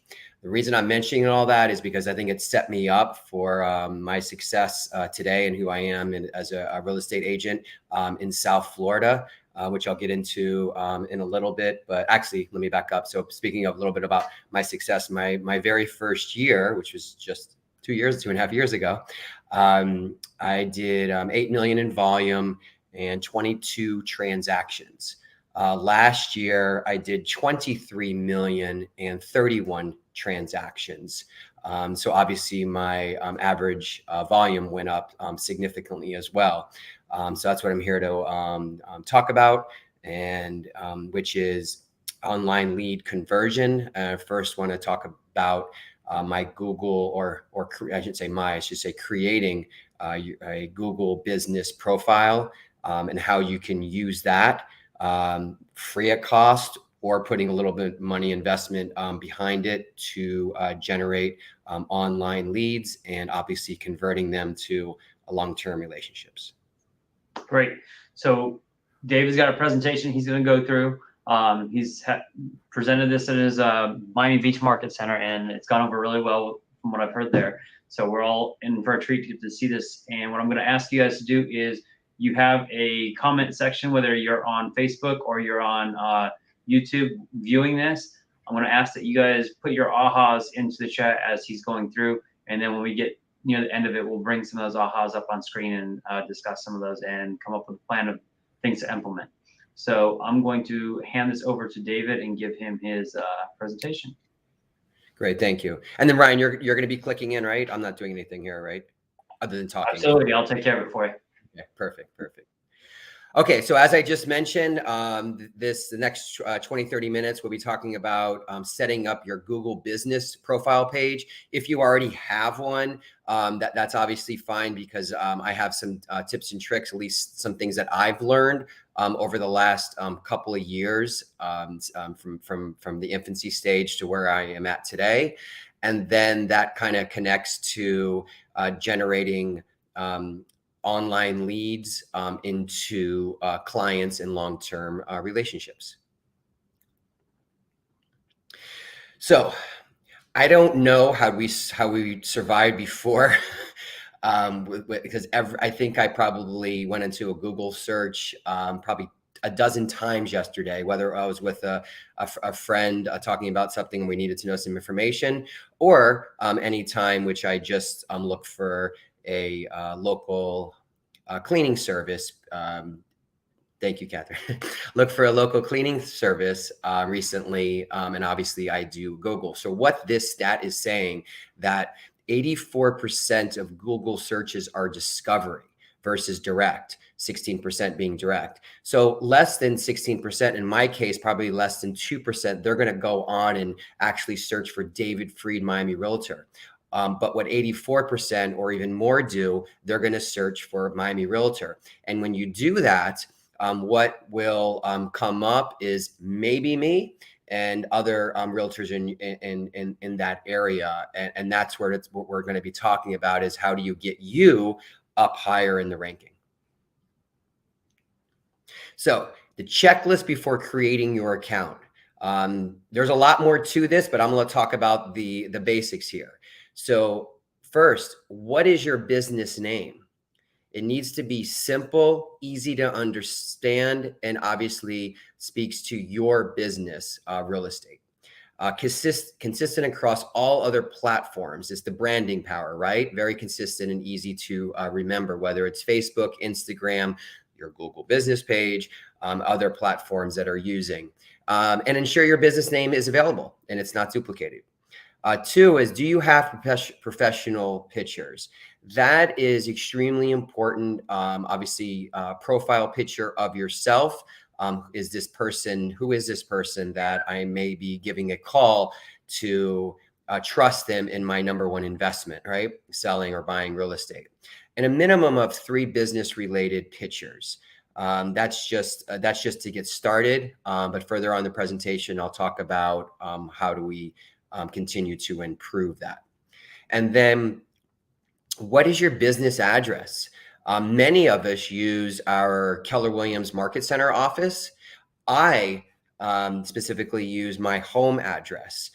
Just to back up a little bit, so I live in Brickell, which I'm assuming most of you know where that is. It's in the downtown Miami area, or just south of it, I should say. It's its own little neighborhood. It continues to grow. They're finding every nook and cranny to continue to build vertical luxury high rises here.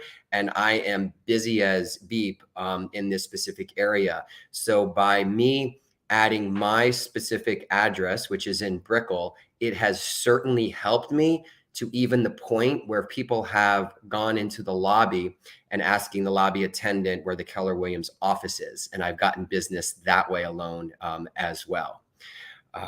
So the one piece, I'm a risk taker. So a lot of the things I'm going to be talking about, just keep in mind, I'm a very big risk taker. Some of you may not want to post your home address publicly. It's something that you should just possibly consider if you're farming in your own area, like I do Brickell. And obviously, if you have an offsite office space, you may want to use that address.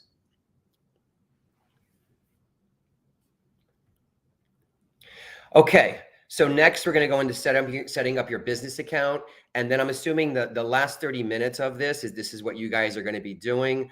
But basically, that's the link to it.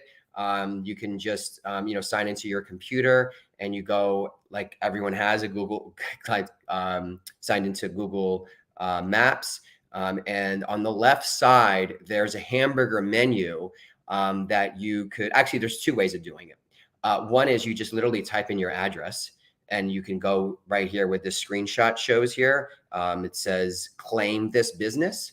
Or 2, there's a hamburger menu on the left side, and you click on it and you scroll down, and it is add your business. And doing that, it's as simple as following the next 3 to 4 steps, which Ryan, I'm not sure, should I maybe go through that live, or that might mess up the flow here? I'm not sure. Maybe I can come back to that at the end if there's enough time. Yeah, we can come back to it. I think we'll have enough. Okay, perfect. Okay, this is also very important, is you making sure you claim your Google business page. What do I mean by that is, once you have it set up, and there's another link in here, which I'll show you, which is your Google business profile login, there's an option for you to claim it. On the left side, you can see the picture. This is someone who has unclaimed it, meaning that Google has not verified the specific address. So Google will limit what you can or can't do. Versus claiming it, you can add pictures, you can add your website, you can add your, obviously, address. And what they did for me is they sent me a letter in the mail with a code in it. I believe this was 2.5 years ago. And I just went in and put in that code, and I claimed this is my real address and this is really me. So it's a simple step that goes a very long way.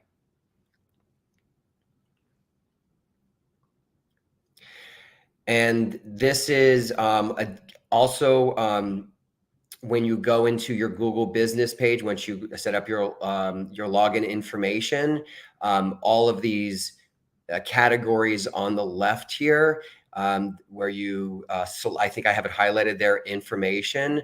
The more information you put in, even as simple as your store hours, you're maybe not a store, but my store hours are 7 a.m. to 10 p.m. Monday through Sunday. You can put in what you're comfortable with. That is just one example of many.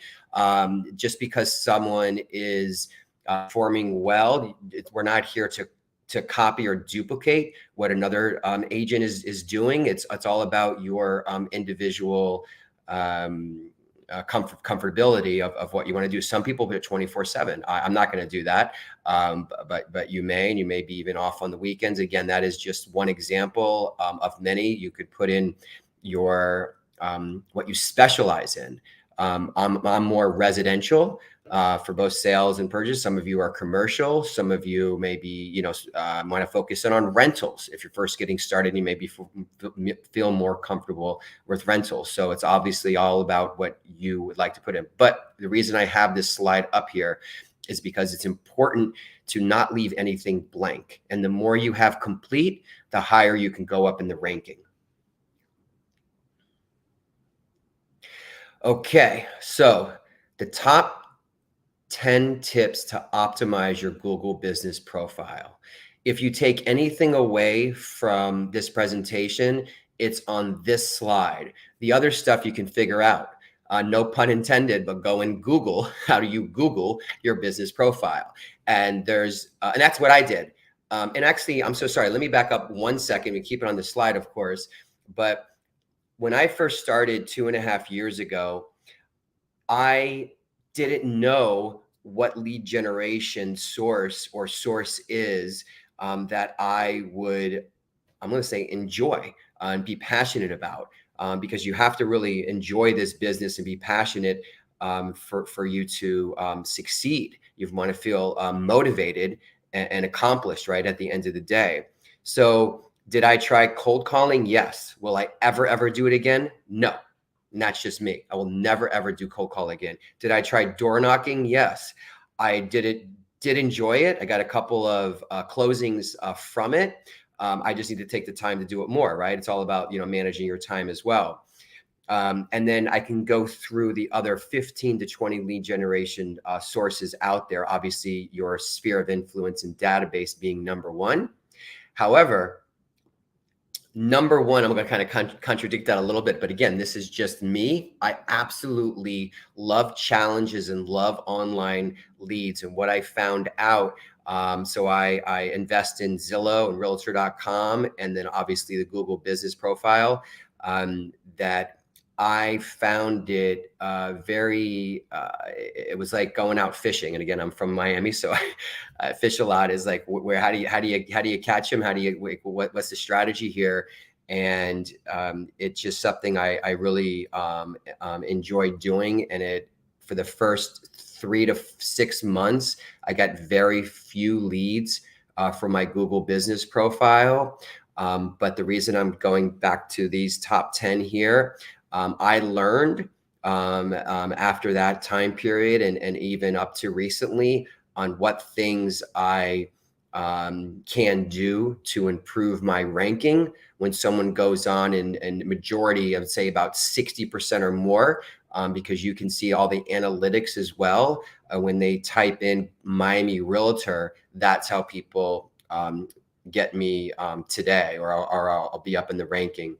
And when I first got started again 2.5 years ago, and I know everyone talks about it's just about consistency. So you can't quit something you were working on for, if you got started for a couple of months and you see that there's no return on it, keep going, because it will get there. And that's what happened with my Google business page. I probably had 0 to 1 calls a week for my first year.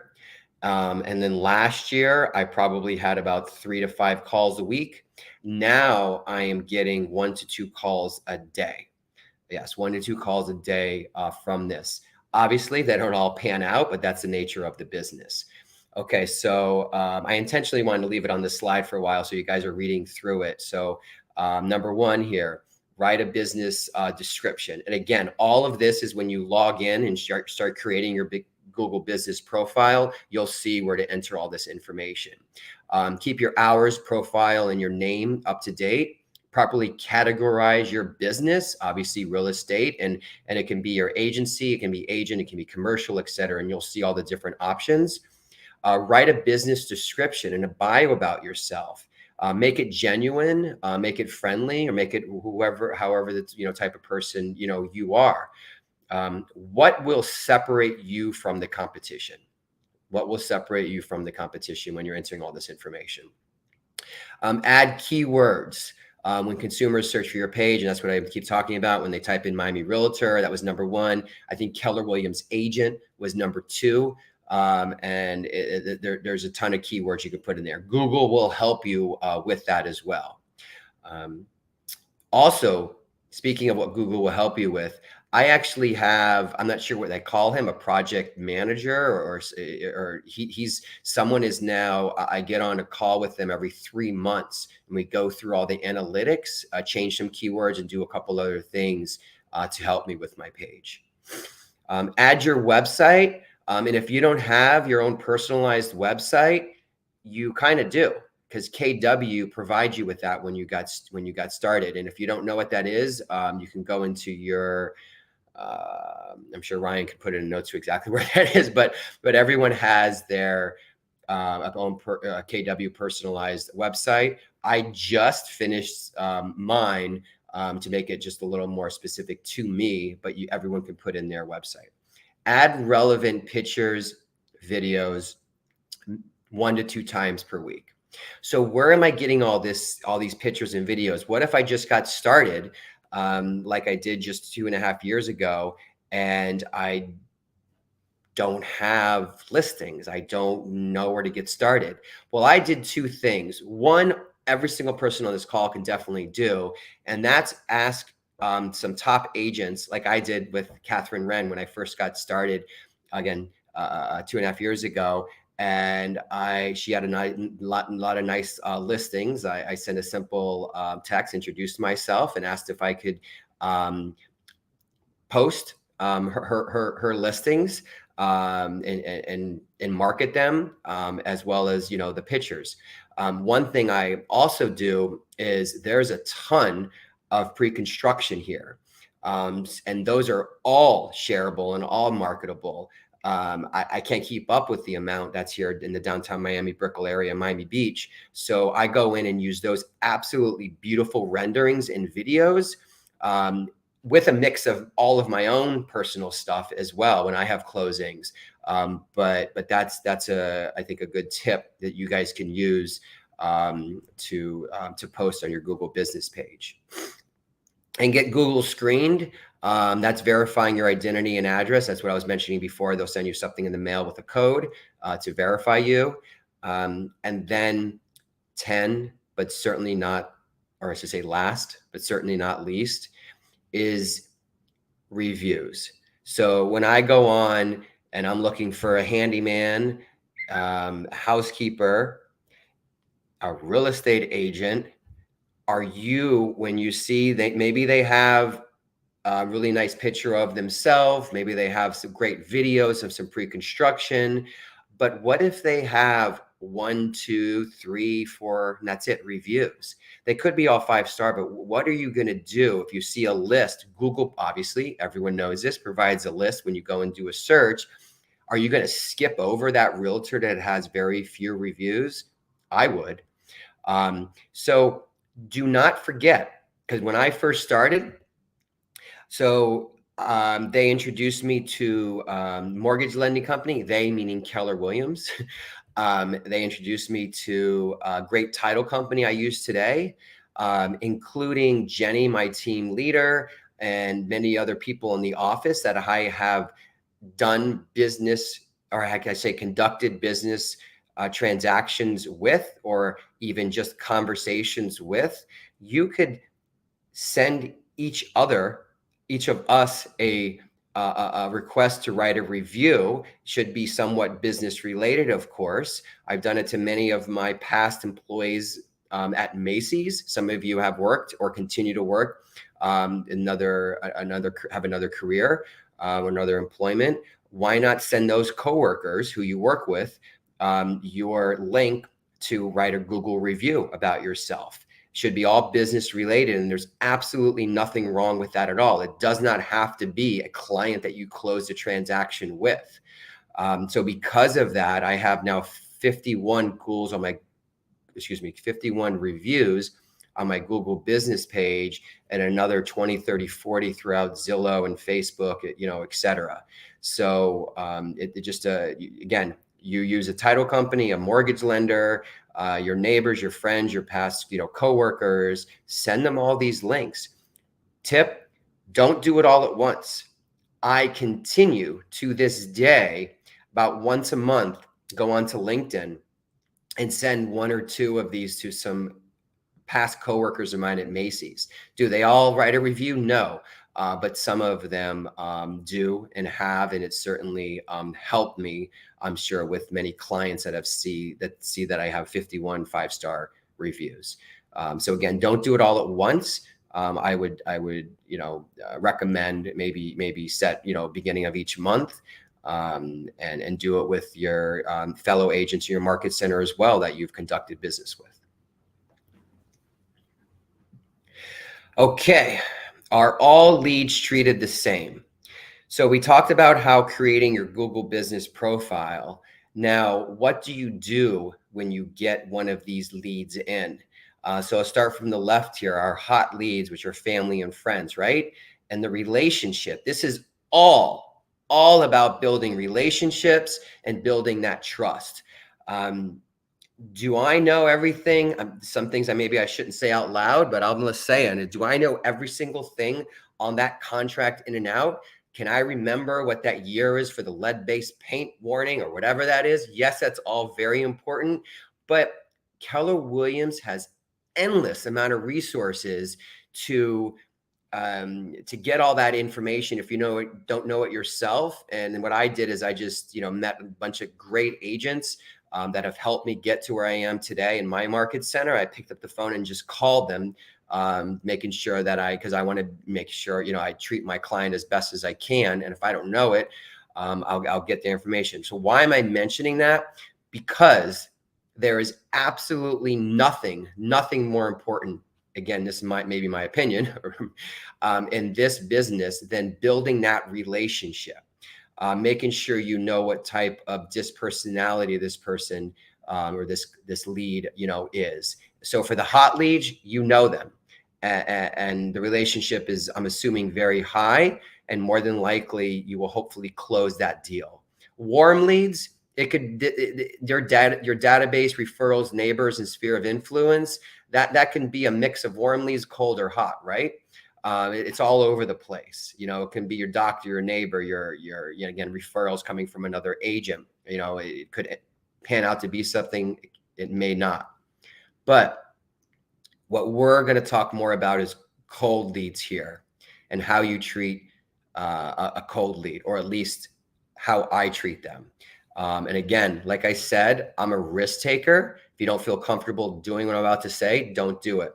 But when I get a cold lead in from social media, or again, the 1 to 2 I get from my Google business page or a marketing ad that I do, the one thing I do know is that this person doesn't know me. This person is on every other site, realtor.com, Zillow, just searching through Google, trying to find this realtor or that, and has probably already talked to maybe other realtors, or is going to do their research. I'm going to assume that this person, why they're calling, truly wants this house or condo. So what I'm going to do is I'm going to just give them what they want. And what they want, for example, if they say they want to see this $1.5 million home, and they want to see 4 others, I risk that investment, that time, and say, okay, I'm going to get a hold of I say owner's agent, get a hold of the owner's agent, and I'm going to, do my best, obviously, to accommodate their time, whether it's tomorrow or over the weekend. And then that is it. When I meet them in person, because this person, they're going out of their way to actually look at the house So why would this person want to spend that time, energy, and money of getting there if they possibly can't buy it? It's a risk that I take, but I'm telling you, it's worked. So again, remember these cold leads that are calling in, they don't know you. There's no loyalty whatsoever, and the relationship that I have here is very low or none whatsoever. So the only way I see in building that strong relationship faster than other agents out there is by meeting them in person and showing them exactly what they want to see. And then I talk about are they working with a mortgage lender? Are they, what they do for a living, their family, where they're from, everything else that we talk about usually over the phone. So again, that's a risk that I take, but I want to mention it's definitely worked for me. One short example, when I first started 2.5 years ago, I had a client reach out. This one's through Zillow, but I had the same thing through the Google business page. It's a cold lead, and they said that they wanted to see this house, condo. That was the next day. They said they were flying in, so that's one sign. Okay, this person's flying in, so let me go ahead and do it. I didn't say anything else, but I'll get this scheduled. I met with them, and today this person has purchased 4 condos from me, and we're under contract for a 5th one today. And that's because all I did was schedule the appointment, because that's what this cold lead wanted. And when I met them in person, I got to know them a little bit more. And obviously 2.5 years later, I'm still working with them. And that relationship went from low, as you see here in cold leads, to now their relationship being high. And that's pretty much it, Ryan. All right, so what I want to try and do now, David, thank you again for doing this, is I want to try and see if we've got some people maybe give some ahas or ask some questions in the chat. So if you have any questions, go ahead and throw them in the chat. Also, Market Center Tech Transfer in your market centers, because I know a lot of you have big groups put together in your market centers and you're watching this from there. If you can go ahead and pull your agents, ask them if they've got any questions, and throw that in the chat for them. Brett says, great presentation, thank you.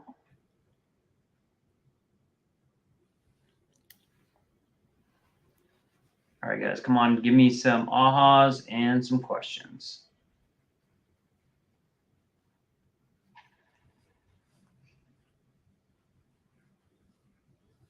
While they're coming up with this and thinking, I'll ask one of my questions I had when I was going through this.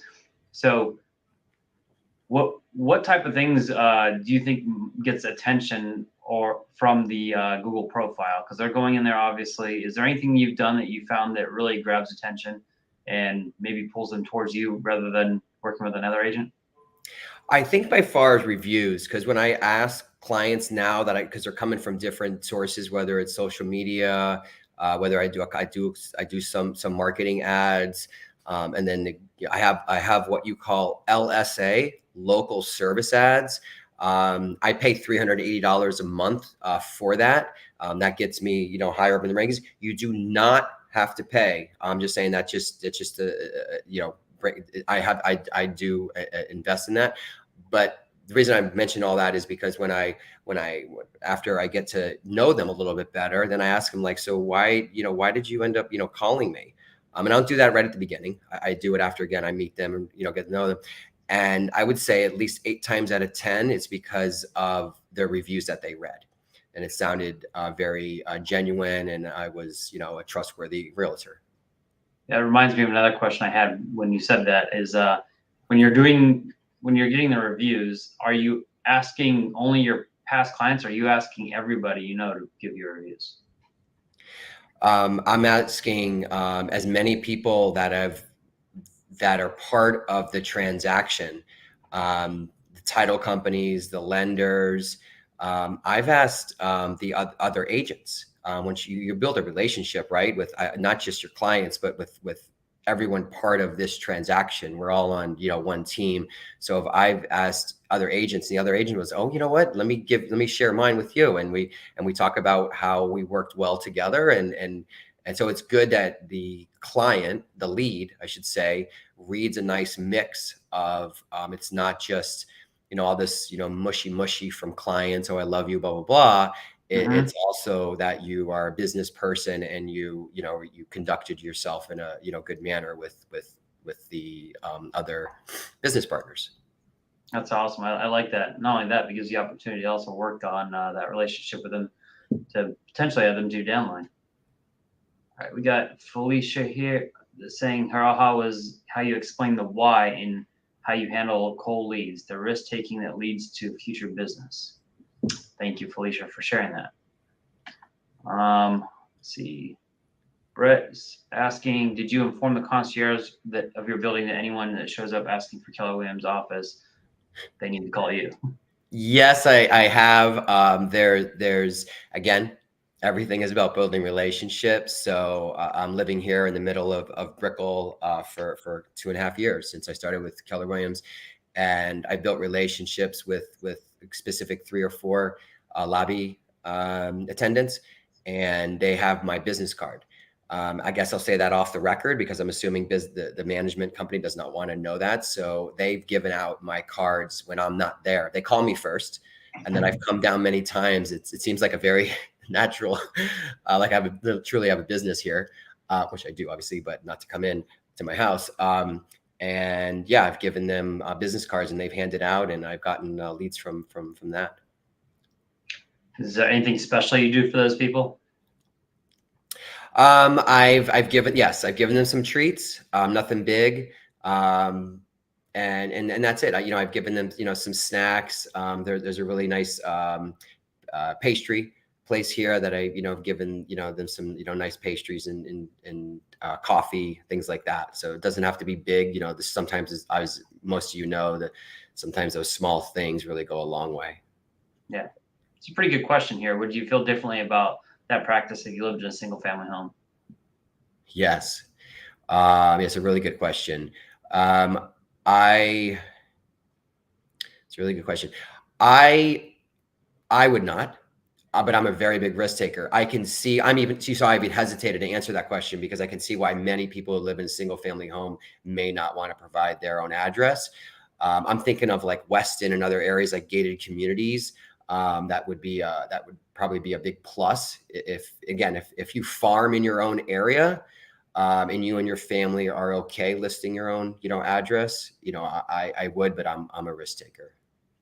Yeah, I kind of think of the idea, like in my neighborhood, I've always done different events and stuff like for Halloween, put out a table with drinks and stuff for everybody to come by. Christmas, same thing. We do contests and stuff for decoration. So most of the people in my neighborhood know me, but it's kind of different when it's a stranger just showing up to you in front of your house. Yeah. But yeah, if you have a gated community, maybe you have somebody at the gate that would be able to act as your person at the desk. Yeah, that's why I mentioned Weston, because I've sold a couple there. Is or any other gated community, I'd maybe feel a little more comfortable versus just driving right up to your home. So Steve wants to know if when you do a buyer consultation at all, and this is something you and I kind of talked about a little bit as well. Yeah, Right? I do not. Sometimes it may not come off as genuine, and maybe they can tell that you're maybe trying to memorize something if you have like a whole, script or a whole list of check. I'm not saying it's the wrong thing. I'm assuming the very first presenter, I'm just assuming this, which was, I think, on online lead generation. I might have contradicted a couple of things he or she said.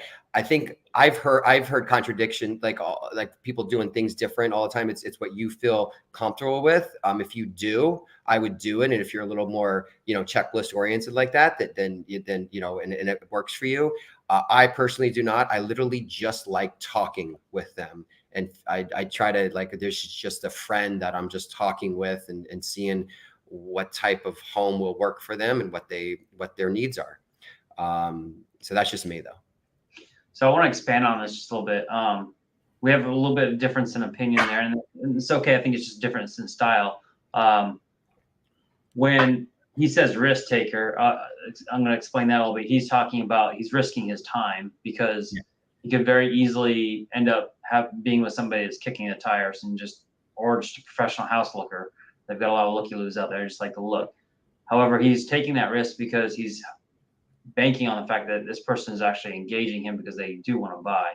And that's something I've done in the past as well, quite often, especially if I'm posting an ad or something online about properties that maybe have a lot of rentals involved. I've gotten really good at converting people who went from being a rental to becoming a buyer very quickly. So putting different types of ads out there work really, really, really well. So what I found is that once I've met them though and talked to them, and as they're walking through a house that I'm showing them, I start to ask them questions, and it kind of becomes a natural buyer's consultation because I'm finding out exactly what they want and offering maybe more of a sit down later on. So that's how I've kind of gone about it. I just don't make it feel like I'm badgering them. I'm just asking them natural questions. Yeah, and at the right time. So Right. yeah, to your point, natural buyers, consultation that I hopefully will get it. No, it just doesn't all like, 1, 2, 3, 4, 5, 6. It kind of like one question might come out that I need from them, like, are they all cash or are they financing?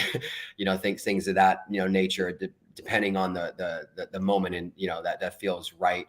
That kind of just flows better. All right, so Steve's also asking, what about the addresses that you purchased for mail, not PO box, but business address? Is that okay? I'd like to ask Steve to kind of expand on that. I'm not quite sure what he's meaning by that. Are you understanding that? No, because what about the addresses that you purchase for mail? Saying the address is for your business. Can you use a PO box? The Oh, address for your business, this is similar to, I have another one here from Felicia saying, if I list my business address for Google business page, would that allow me to do so? I'll let you answer that.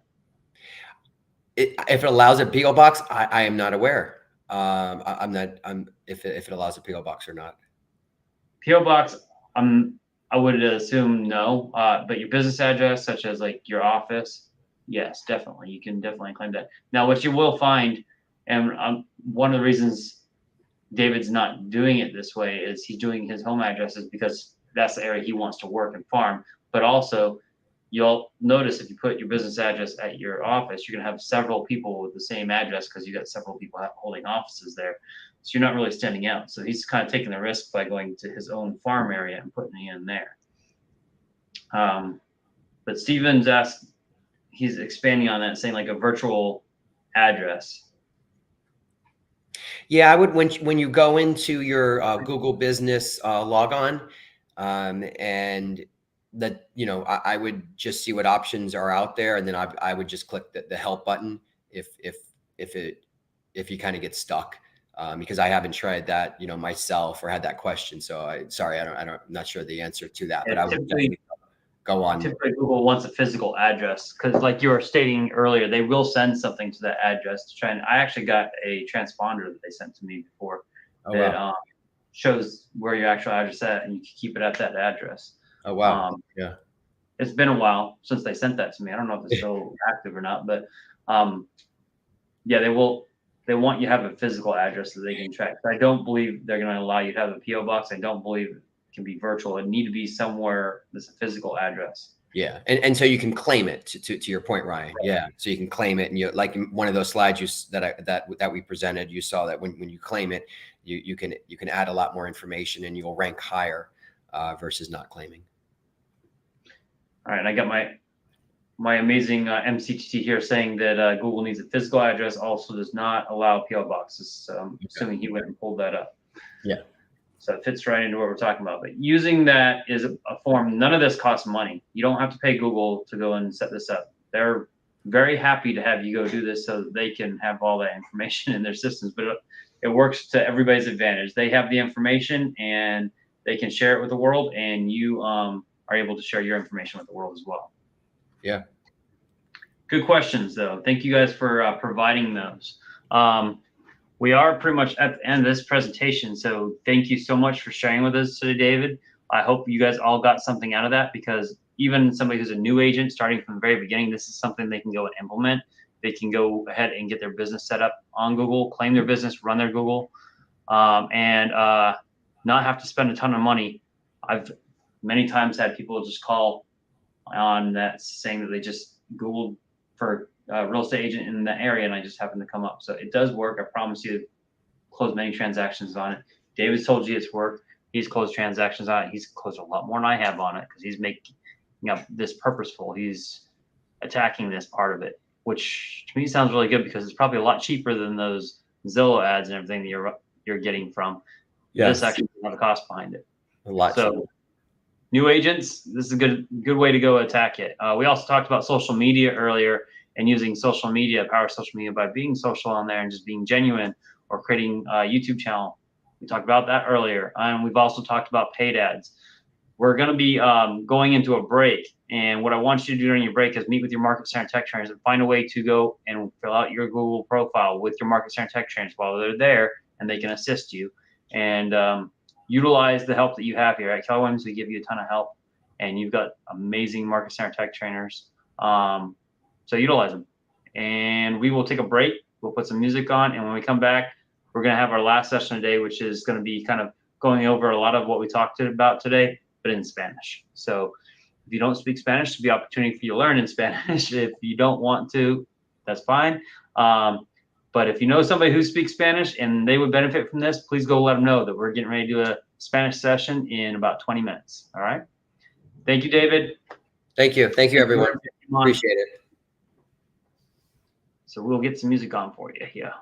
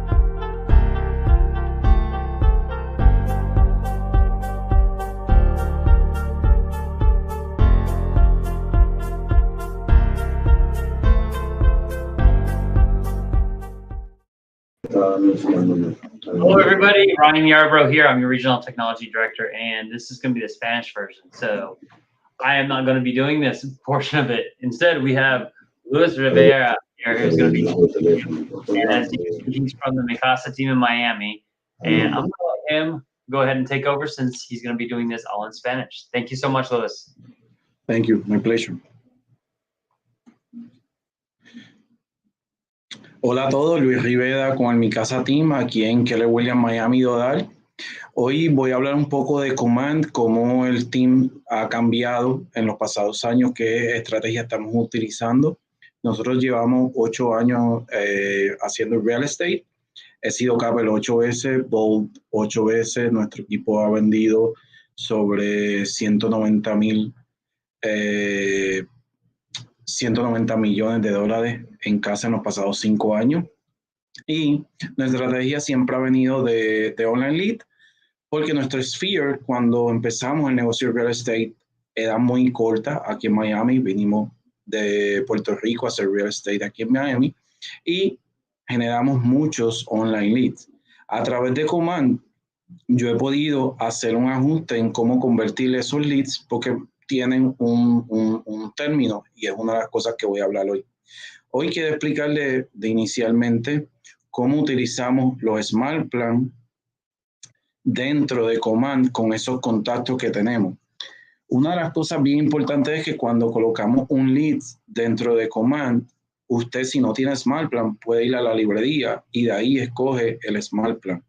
Pero una vez entramos el contacto, así haya sido generado online o en un open house o a través de un cliente, un seminario, todo eso, una vez lo creamos. Dentro de Command usted puede ir a la librería y encontrar diferentes programas. Uno de los que yo recomiendo para todo online leads es el que va a llamar la persona 2 veces al día. Eso usted lo puede customizar 2 veces al día por los próximos 7 días que usted genere ese lead. Luego vamos a usar un texto al día y un email al día. ¿Qué va a incluir en ese texto o en ese email? Muy simple. Vamos a incluir estadísticas del mercado.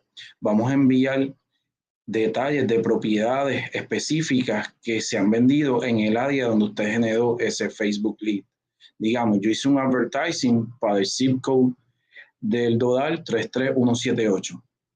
Pues vamos a utilizar propiedades en ese rango de precio, digamos que fue 500 a 600 mil, single family homes o townhomes con garaje, y esas propiedades se los voy a enviar cada vez que hay una nueva actualización. A través de Command también tenemos los Save Search, que es el tab a su mano derecha cuando tiene el contacto. Yo creo un Save Search que una vez a la semana le envíe en la misma zona que creamos el SEAT inicialmente, le va a enviar reportes del mercado y las propiedades que o se vendieron o están pendientes o están nuevas, activas en el mercado. En realidad vamos a tener 14 toques de llamada, vamos a tener 7 mensajes de texto y vamos a tener 7 emails, más vamos a tener un Safe Search, que serían todos los contactos de nosotros, requerirían ese tipo de follow plan para poder convertirlo. Tenemos que recordar que para convertir un online lead se toma de 6 meses a 24 meses. No es algo que es instantáneo. Así que va a tomar un poco de tiempo en lo que ese lead se convierte. Otro método muy eficaz después que pasamos este initial step de los primeros 8 días, vamos a utilizar un programa que es que los vamos a llamar cada 15 días. Luego de eso los vamos a llamar por 6 meses cada 15 días. Luego de eso, a los próximos 6 meses, una vez al mes. Y luego, si no hemos logrado ninguna interacción con ese cliente, los vamos a dejar ahí para llamarlos cada 3 meses. Cuando estamos generando leads, ya que tuvimos un lead, pero ¿cómo generamos más leads? Sencillo. Las 3 formas más eficaces de usted invertir en Facebook Leads en Command es colocando un listing que usted tenga para la venta. Si no tiene un listing para la venta, puede pedir uno a su broker o en su oficina con algún otro agente para que lo deje hacer advertising de un open house que tengamos o que recientemente salió esa propiedad al mercado. Mucha gente va a querer ver las fotos, va a querer ver los videos. Todo ese contenido se puede crear a través de una página dentro de Command en su website, solamente hablando de ese listing. Las personas cuando ven la foto o el video que usted puso en el ad en Facebook, van a cliquear y automáticamente cuando le dan clic en Facebook, el sistema va a tener una forma que le va a dar el nombre, el teléfono y el email. El costo de un Facebook ad ahora mismo ha subido grandemente, pero en los listing ad es el costo más eficaz. Estamos hablando que un listing ad ahora mismo puede estar costando entre 2 a 3 dólares el lead. Un ad normal está costando entre 8 a 12 dólares, depende de la región donde lo estemos haciendo. Así que es muy importante que si tenemos un listing ad, automáticamente lo hacemos. ¿Cuánto tenemos que pagar diariamente? Yo recomiendo que pongamos un presupuesto de mínimo 10 dólares diario y que tengamos ese advertising por 5 días. Luego lo puedes reprogramar toda la semana, pero por 5 días va a ser un algoritmo fresco en el sistema dentro de Facebook y eso va a hacer que sea mucho más fácil.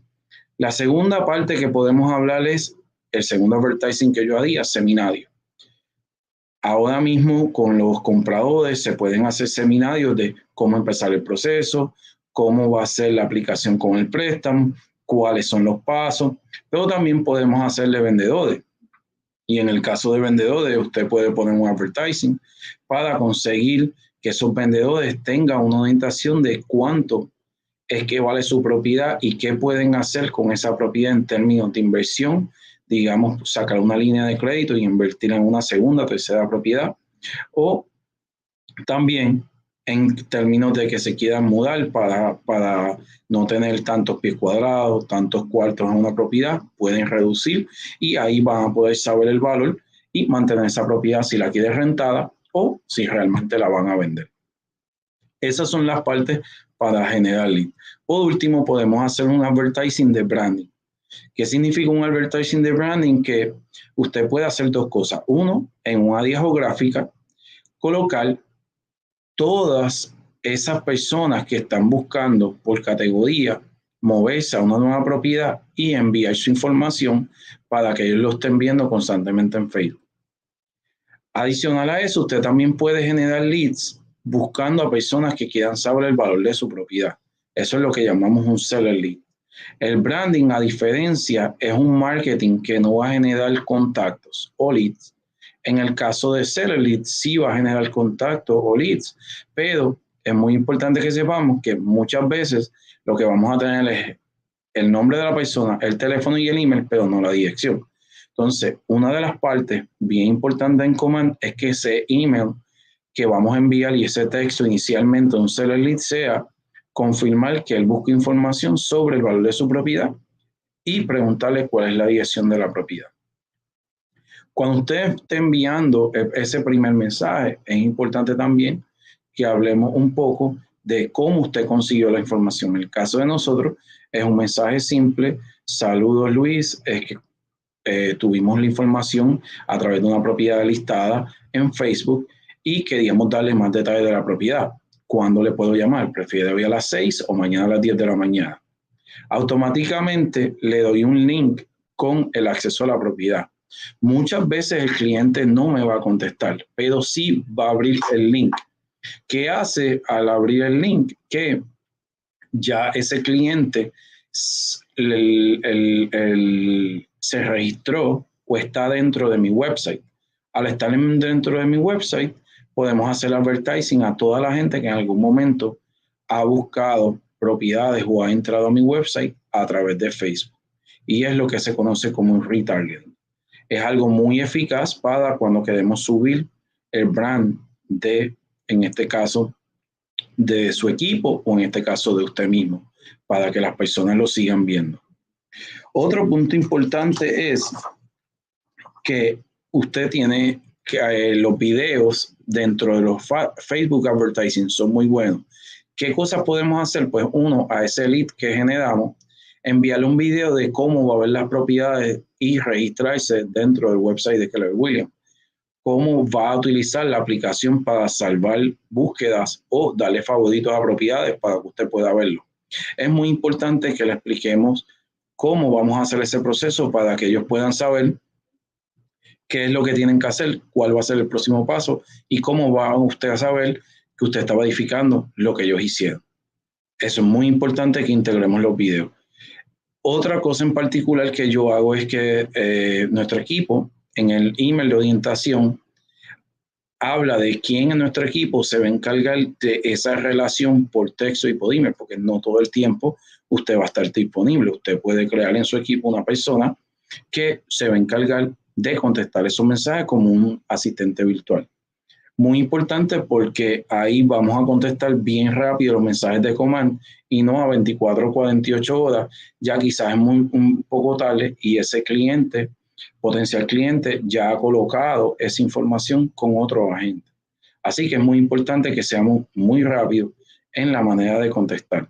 Otra cosa importante es que ya usted lo coloca ahí y ese cliente va a hacer una oferta, usted va a hacer un follow-up plan cuando ya tenga una oportunidad, incluyendo el aniversario de compra de ese cliente, y también va a poder tener la fecha de nacimiento para poder enviarle las tarjetas, todo lo que hacemos. A través de Command también se pueden enviar postcards en caso de que sea necesario, pero la plataforma más importante que está dando resultados es Twilio, que son los mensajes de texto a través del sistema. Está en muy buena posición ahora mismo en términos del retorno de contestaciones en nuestro equipo y tienen diferentes programas, depende del nivel que usted y cuánta gente usted tenga. Adicional, quería hablar un poquito de cómo crear un contacto automatizado. Cuando usted hace el Smart Plan a través del Facebook Ad, usted puede organizar sus contactos para que cada cierto tipo de contacto, por ejemplo, digamos que tengo un tag que sea Facebook y sea un buyer de Facebook, automáticamente ese tag yo puedo conectarle un Smart Plan que va a trabajar todos los contactos y va a seguir los pasos que hablamos al principio. ¿Qué son los pasos que hablamos al principio? 7 llamadas en la mañana, 7 llamadas en la tarde, un email diario, un texto diario y un email adicional de las propiedades que están en ese lugar donde hicimos ese advertising. Entonces, una vez el sistema recibe el lead, tengo el teléfono, tengo el nombre, tengo el email, automáticamente Command va a generar todos estos pasos sin usted no tocar ninguna tecla dentro de Command. Todo está automatizado. Lo único que usted va a contestar cuando le haga un mensaje y hacer los 15 segundos que cuesta hacer una llamada en un dialer o a través de la aplicación. En este caso yo lo hago a través de la aplicación del teléfono de Command. Tengo un número de Google Voice integrado y por ese número de Google Voice es que llamo a las personas. Y ahí ya vamos a tener un sistema de todos los contactos. En el caso de un seminario, vamos a suponer que hicimos un seminario y tenemos 4, 5, 6 clientes que fueron al Open House, pero quizás no están listos. Pues se mira distinto el Smart Plan. También en ese caso yo haría un Smart Plan de por lo menos una llamada al mes, un email, que hacemos un email para esos clientes cada 2 semanas y un texto también cada 2 semanas. En el caso de los clientes que vienen a un seminario o se inscribieron por Facebook en el seminario, es muy importante, uno, hacer el evento en Eventbrite y ese sea el enlace que utilicemos en Facebook para que la gente ya esté registrada. Segundo, enviarles mensajes y llamarlos cada día por los próximos 3 días antes del seminario. Yo no recomiendo hacer un advertising, digamos que el seminario va a ser en 60 días, sino traten de hacerlo en tiempo corto, porque ya la gente cuando ve un advertising de esta manera quiere darle clic porque saben que tiene un término determinado, que va a ser corto y que tienen que activamente entrar ahí.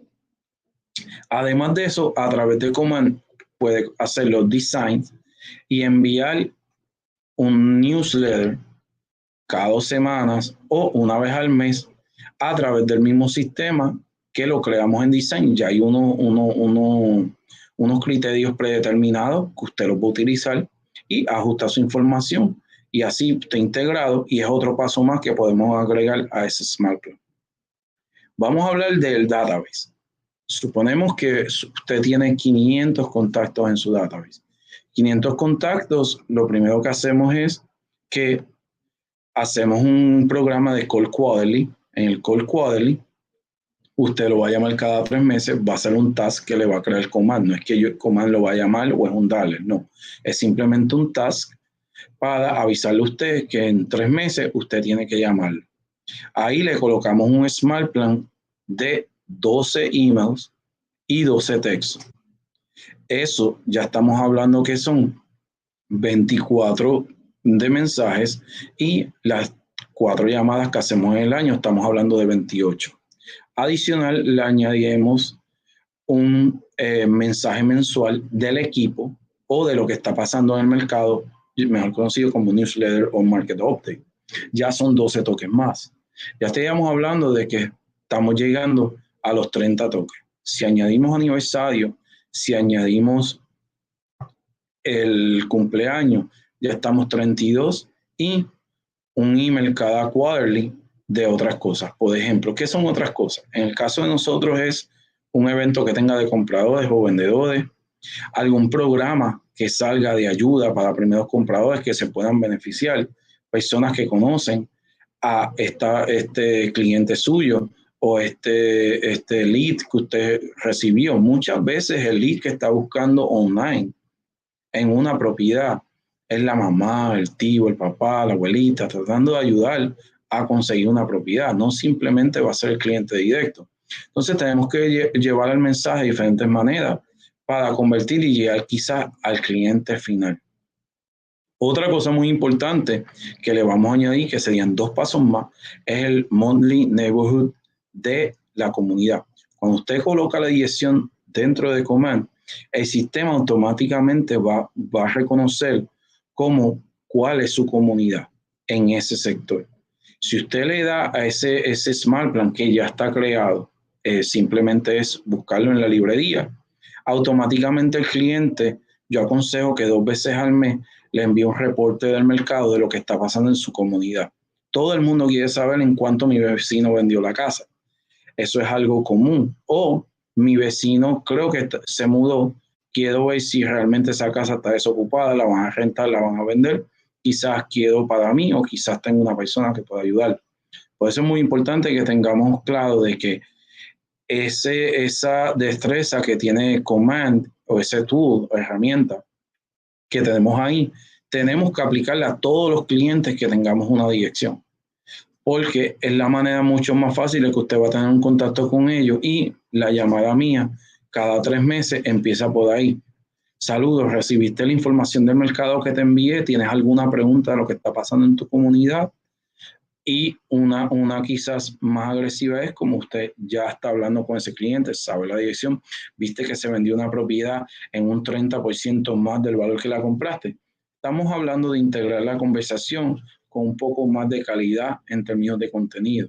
No es solamente la llamada, no puede ser usted conoce a alguien que quiera comprar o vender en este mes que podamos ayudar.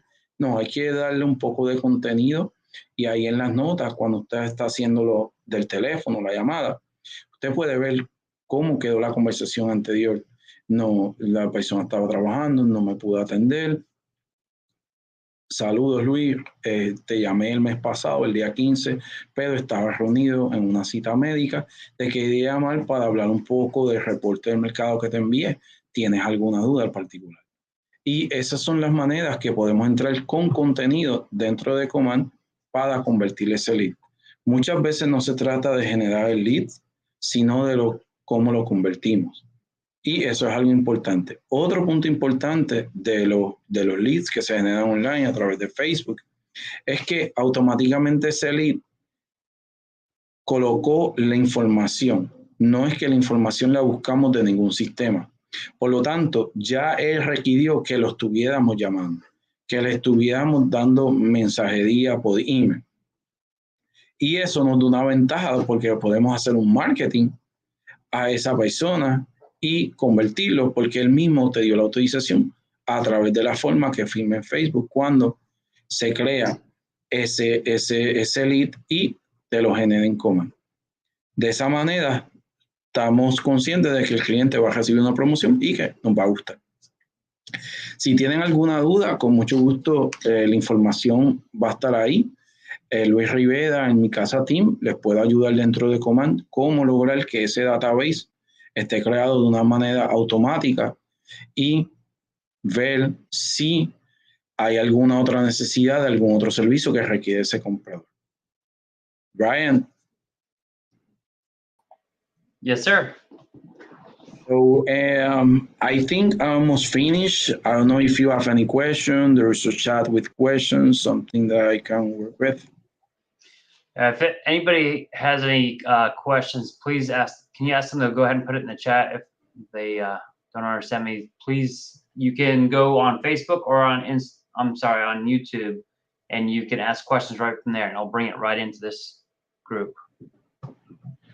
So I explained, Ryan, a little bit on in the question times that we have a little bit about how to convert online leads and how to have automatically through command your smart plan, your calls, your tasks, birthday, anniversary, monthly neighborhood, everything. When you get the seller leads, you put a tag, and then command will apply the smart plan, whatever you want for that lead. So I was explaining the process to them, so how they can do it. And also in the library, there is already a smart plan in Spanish they can use. So it's very helpful.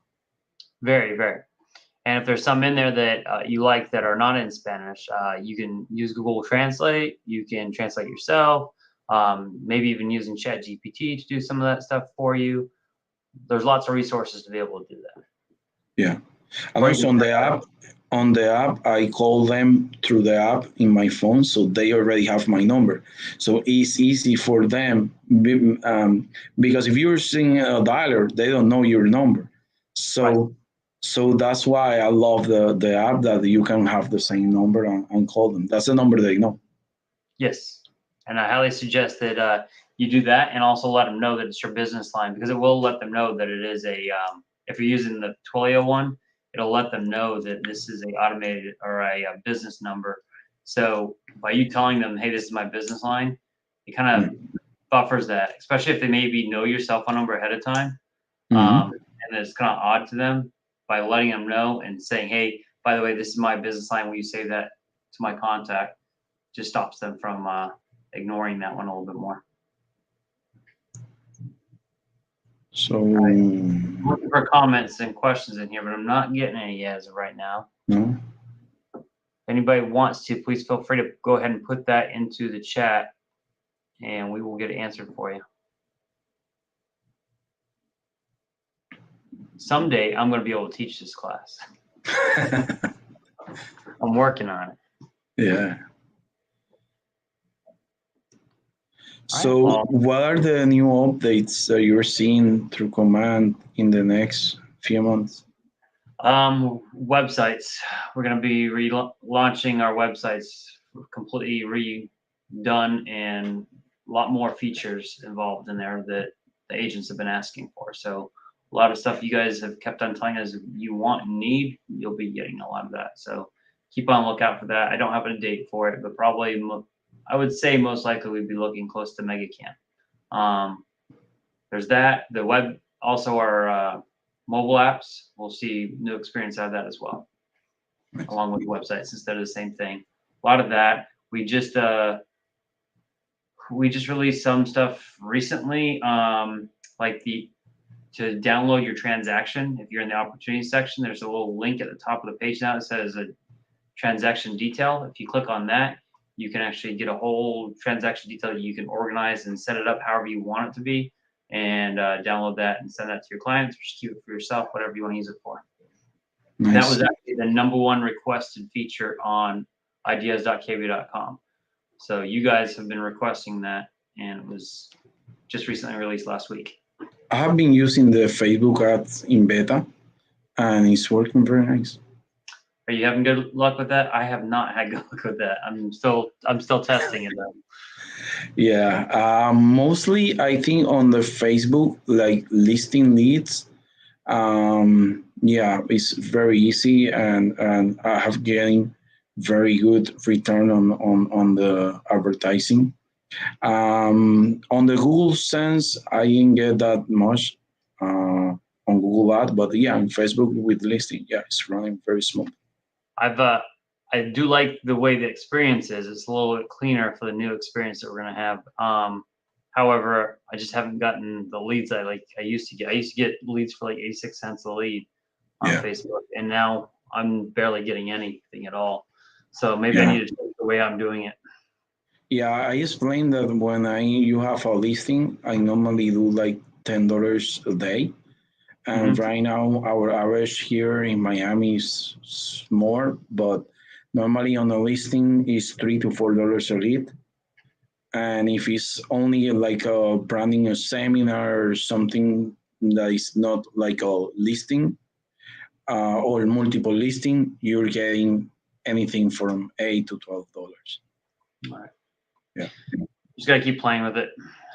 Like we were talking in a class earlier, and it's sometimes you got to A/B test it. Just try different little things. So if you don't know what A/B testing is, pretty much doing the exact same ad, but just tweaking it a little bit in some way. So maybe it's the exact same listing, but this one's going to be for Instagram and this one's going to be for Facebook. And even though they're the same platform, let's run two different ads separately so they're not together and see, or let's run this one on Twitter and see if we get a better return on this one. So just seeing where it's coming from and coming from better. Or we could just do the exact same ad, but instead of targeting that area, maybe I target Ohio or I target New York and just see if I can get any leads from there. Yeah. All right. That's it. Trying to think if there's anything else new coming out. We will have some filters coming out very soon. They're going to be very helpful. That's probably our next release, is the ability to say and or not filters. So if you're wanting to look at all the people you got as leads from Facebook, but not the ones from this neighborhood or this tag, you'll be able to remove those. So that'll be a huge update. That's a very needed update as far as being able to filter on that. Yeah. Retargeting has to be there as well. I explained a little bit about retargeting. That is very important right now because you have already the database. So if you spend retargeting on them to do your brand, that would be a win-win. And you can do that already now. You just can't do it the way we're going to be doing it because we're going to be easier on them. But right now, if you get a lead that comes in from Facebook, you already got the address that they're using on Facebook. All you have to do is retarget those people and stay in front of them. Yeah. So just keep running those ads to those people. You'll be fine. At least you'll have a higher conversion rate. Yep. Good deal. Well, I think that's it for today then. We finished Take Command of online lead generation, and next month we're going to be doing Take Command, and we're going to be talking about your sphere of influence. So we'll be doing that on the June 27th, and I do have a flyer here. I'll show it to you so you guys can just visually see that real quick. This is Sphere of Influence coming on June 27th, and it'll be the same time, 9 to 2. We will be releasing the speakers here in the near future.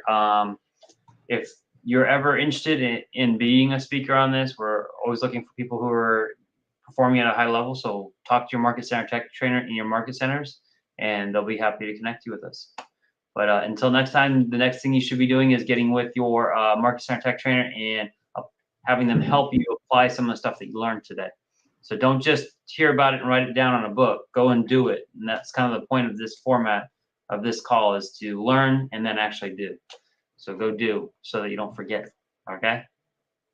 Louis, thank you so very much. Appreciate you. My pleasure. How does anybody get a hold of you in Miami if they want to send you a referral?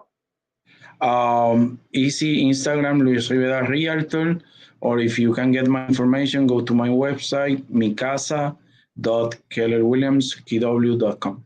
micasa.kellerwilliams.com. Perfect. Thank you, Louis. Thank you. Have a great day, guys. Bye-bye. Bye-bye.